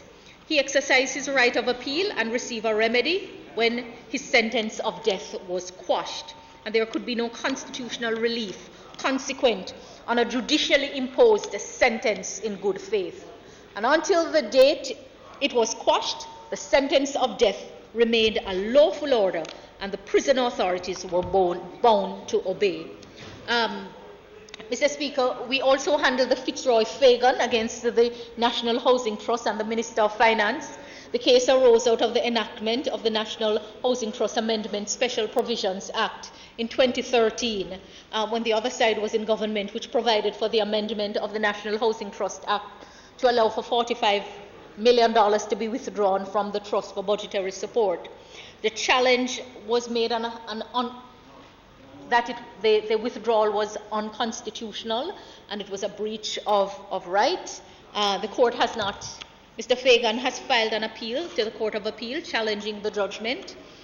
His appeal was dismissed, and he has now filed a motion seeking conditional leave before Her Majesty in Council. The court has not yet made a decision on it. The last matter I will highlight, Mr. Speaker, is a matter of concern, and I believe the new leader of opposition business will be interested in it. This is the Claudette Clark as administratrix of the estate of Keith Clark, deceased in her own right, against Tinglin, Buckley, Henry, and the Attorney General of Jamaica. The factual background to this case arose out of the events which occurred at the commencement of the criminal trial of 3 soldiers who had been charged with the murder of Keith Clark in 2010 during the Tivoli incursion in May of that year. The 3 soldiers were charged in 2012, but due to various events resulting in several delays, the case did not come on for trial until April 2018. At the start of the trial, the court was presented with certificates of immunity, also referred to as good faith certificates, which were issued pursuant to Regulation 45 of the Emergency Powers No. 2 Regulations of 2010. The effect of the certificates was that the actions of the soldiers was done in good faith, and as a consequence, they were immune from prosecution.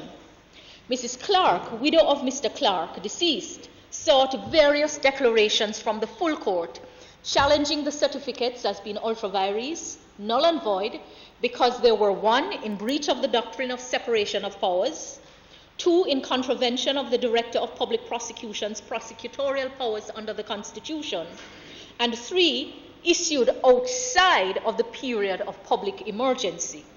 The claimant also challenged the regulations as being unconstitutional, null and void, insofar as they granted the Minister of National Security the power to issue the certificates.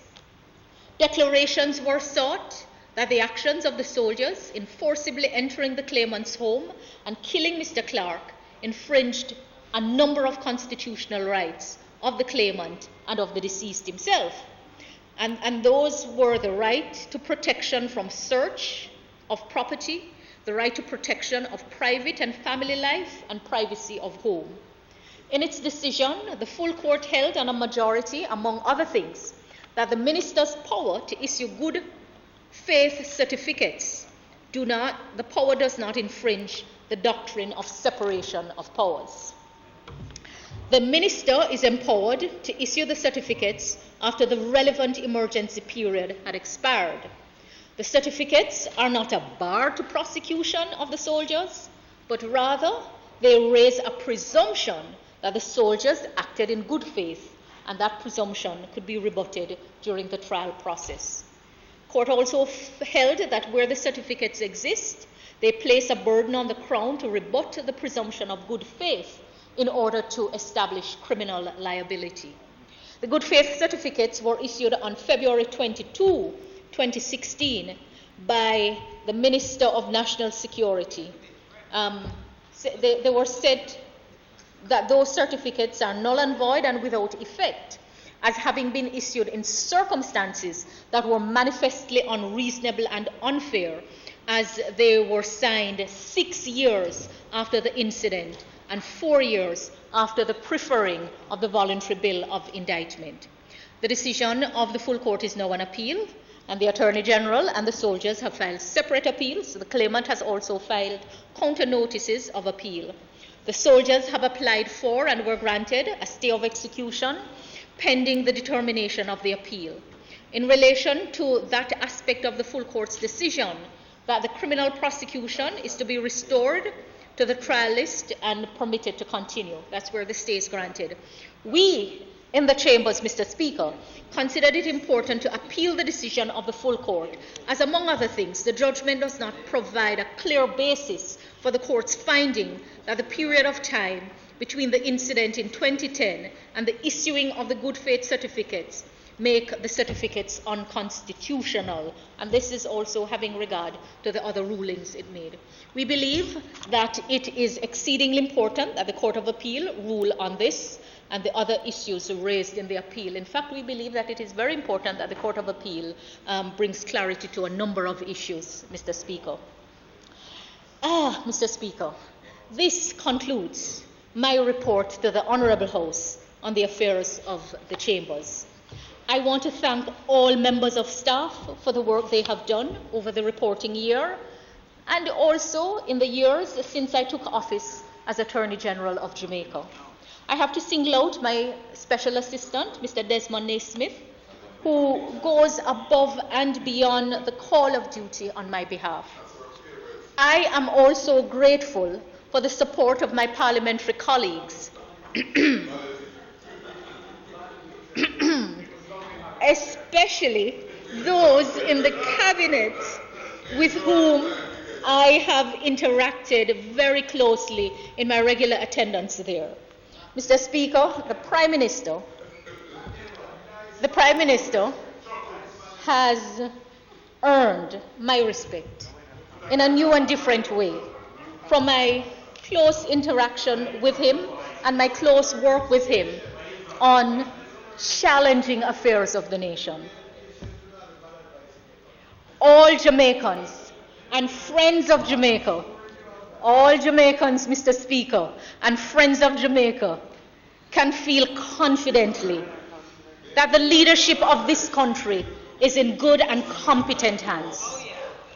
I have good and competent hands in spite of the aspiration of others. Mr. Speaker, I have already indicated to the Prime Minister the critical need for review and reform of the Office of Attorney General and all matters relating to the legal affairs and parliamentary affairs of the nation, and especially those for which the Attorney General has key functions. I expect that he will take the necessary action in the next parliamentary term when he is returned as head of government.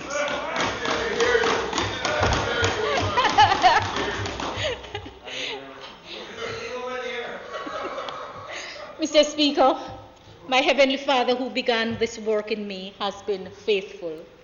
He has provided me with so many companions on this journey, not least of whom is my dear husband, the Honourable Mr. Justice Ian Fort, retired. His constant support and wide counsel have better enabled me to always do well by doing good. I thank the close protection officers, Corporal Shard Walters and Constable Edwin Kalu, who so professionally and competently discharge their duties to me. Members of the public, Mr. Speaker, who continue to closely scrutinize me, have also played a huge role, whether by way of commendation or criticism.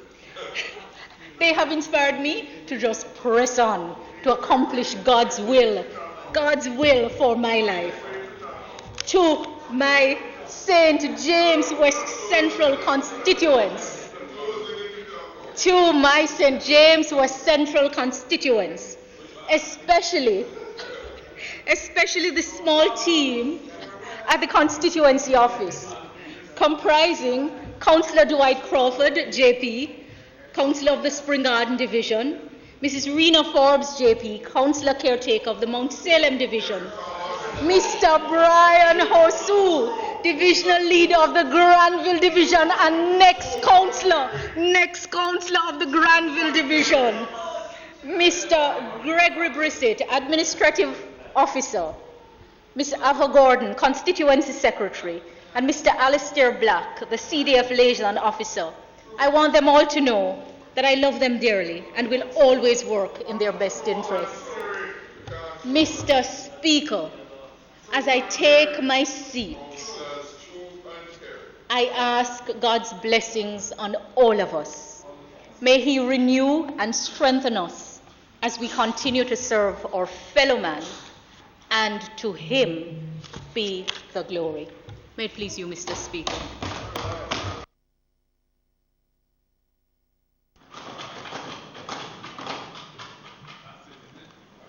Dr. Guy? Dr. Guy? You don't care?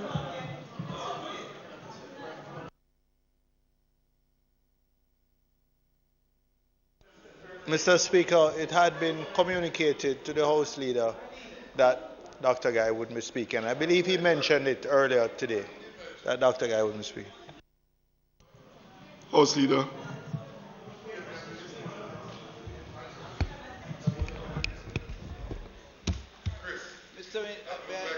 As for the recommittal of items, announcements. Please fix your mic. Announcements, reports from committees, and notice of motion given orally. Those in favor? Those against? Ayes have it. Announcements.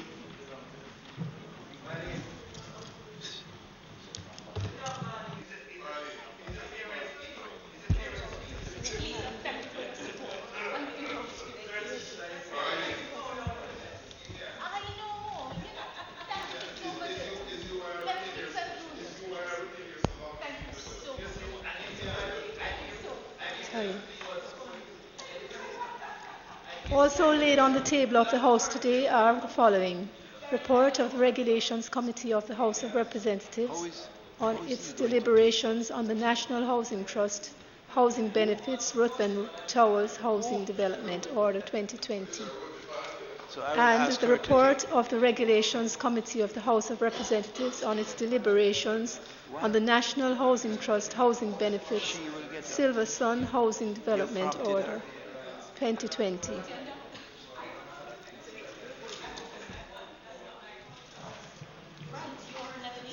Reports from committee.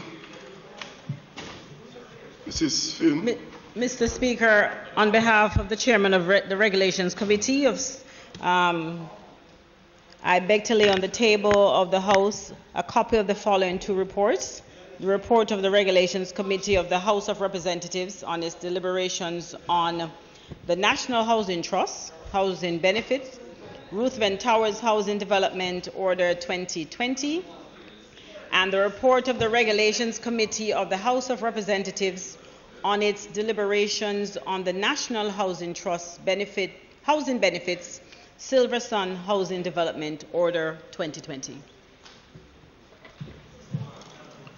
Notice of motion given orally.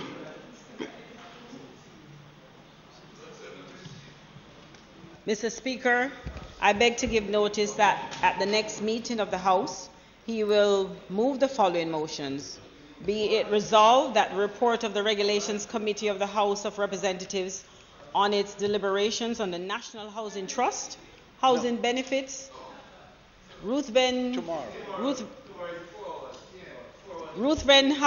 Towers Housing Development Order 2020, which was laid on the table of the House on the 30th day of June 2020, be adopted. Be it resolved that the report of the Regulations Committee of the House of Representatives on its deliberations on the National Housing Trust Housing Benefits Silver Sun Housing Development Order 2020, which was laid on the table of the House on the 30th day of June 2020, be adopted.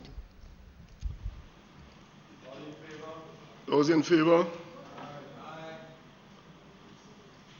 Okay, Mr. Speaker, I beg to... What is happening here?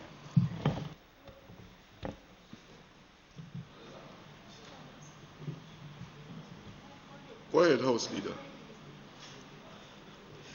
Mr. Speaker, I beg to give notice that at the next meeting of the House, I will move the following resolution. Be it resolved that the Integrity Commission Special Report of Investigation conducted with allegations of acts of irregularity and or impropriety, conflict of interest, corruption, nepotism, cronyism and favoritism, and Petrojam Limited, which was laid on the table of the House on the 30th day of June 2020, be referred to the Integrity Commission Oversight Committee of the House of Representatives for consideration and report. Be it resolved that the Integrity Commission Special Report of Investigation conducted into the allegations concerning certain donations which were made by Petrojam Jamaica Limited to organizations and causes for the period April 2016 to March 2018, which was laid on the table of the House on the 30th day of June 2020, be referred to the Integrity Commission for the House of Representatives consideration and report. And be it resolved that the Integrity Commission's second annual report for the year 2019-2020, which was laid on the table of the House on the 30th day of June 2020, be referred to the Integrity Commission Oversight Committee of the House of Representatives for consideration and report. Mr. Speaker, I further beg to give notice that at a later stage today I will move for the suspension of the standing orders to enable me to take these motions.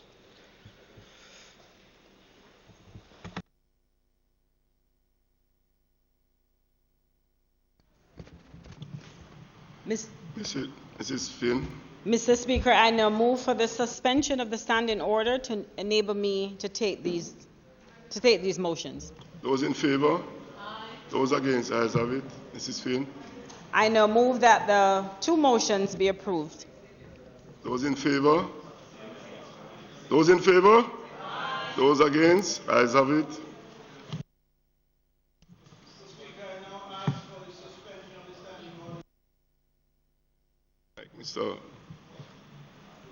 Mr. Speaker, I now ask for the suspension of the standing orders to enable me to take the motions, notice of which I gave earlier. Those in favor? Aye. Those against? Ayes have it. Mr. Samuda.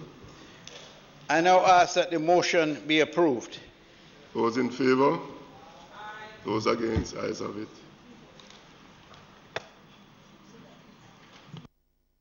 There were three motions. I'm asking for the approval of all three.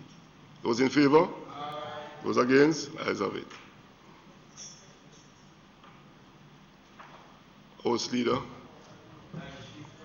Mr. Speaker, it is not intended to do any further business for today, so I invite you to suspend the House until tomorrow at 2 p.m.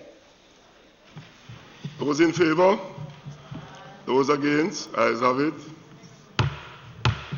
This Honorable House now stands adjourned.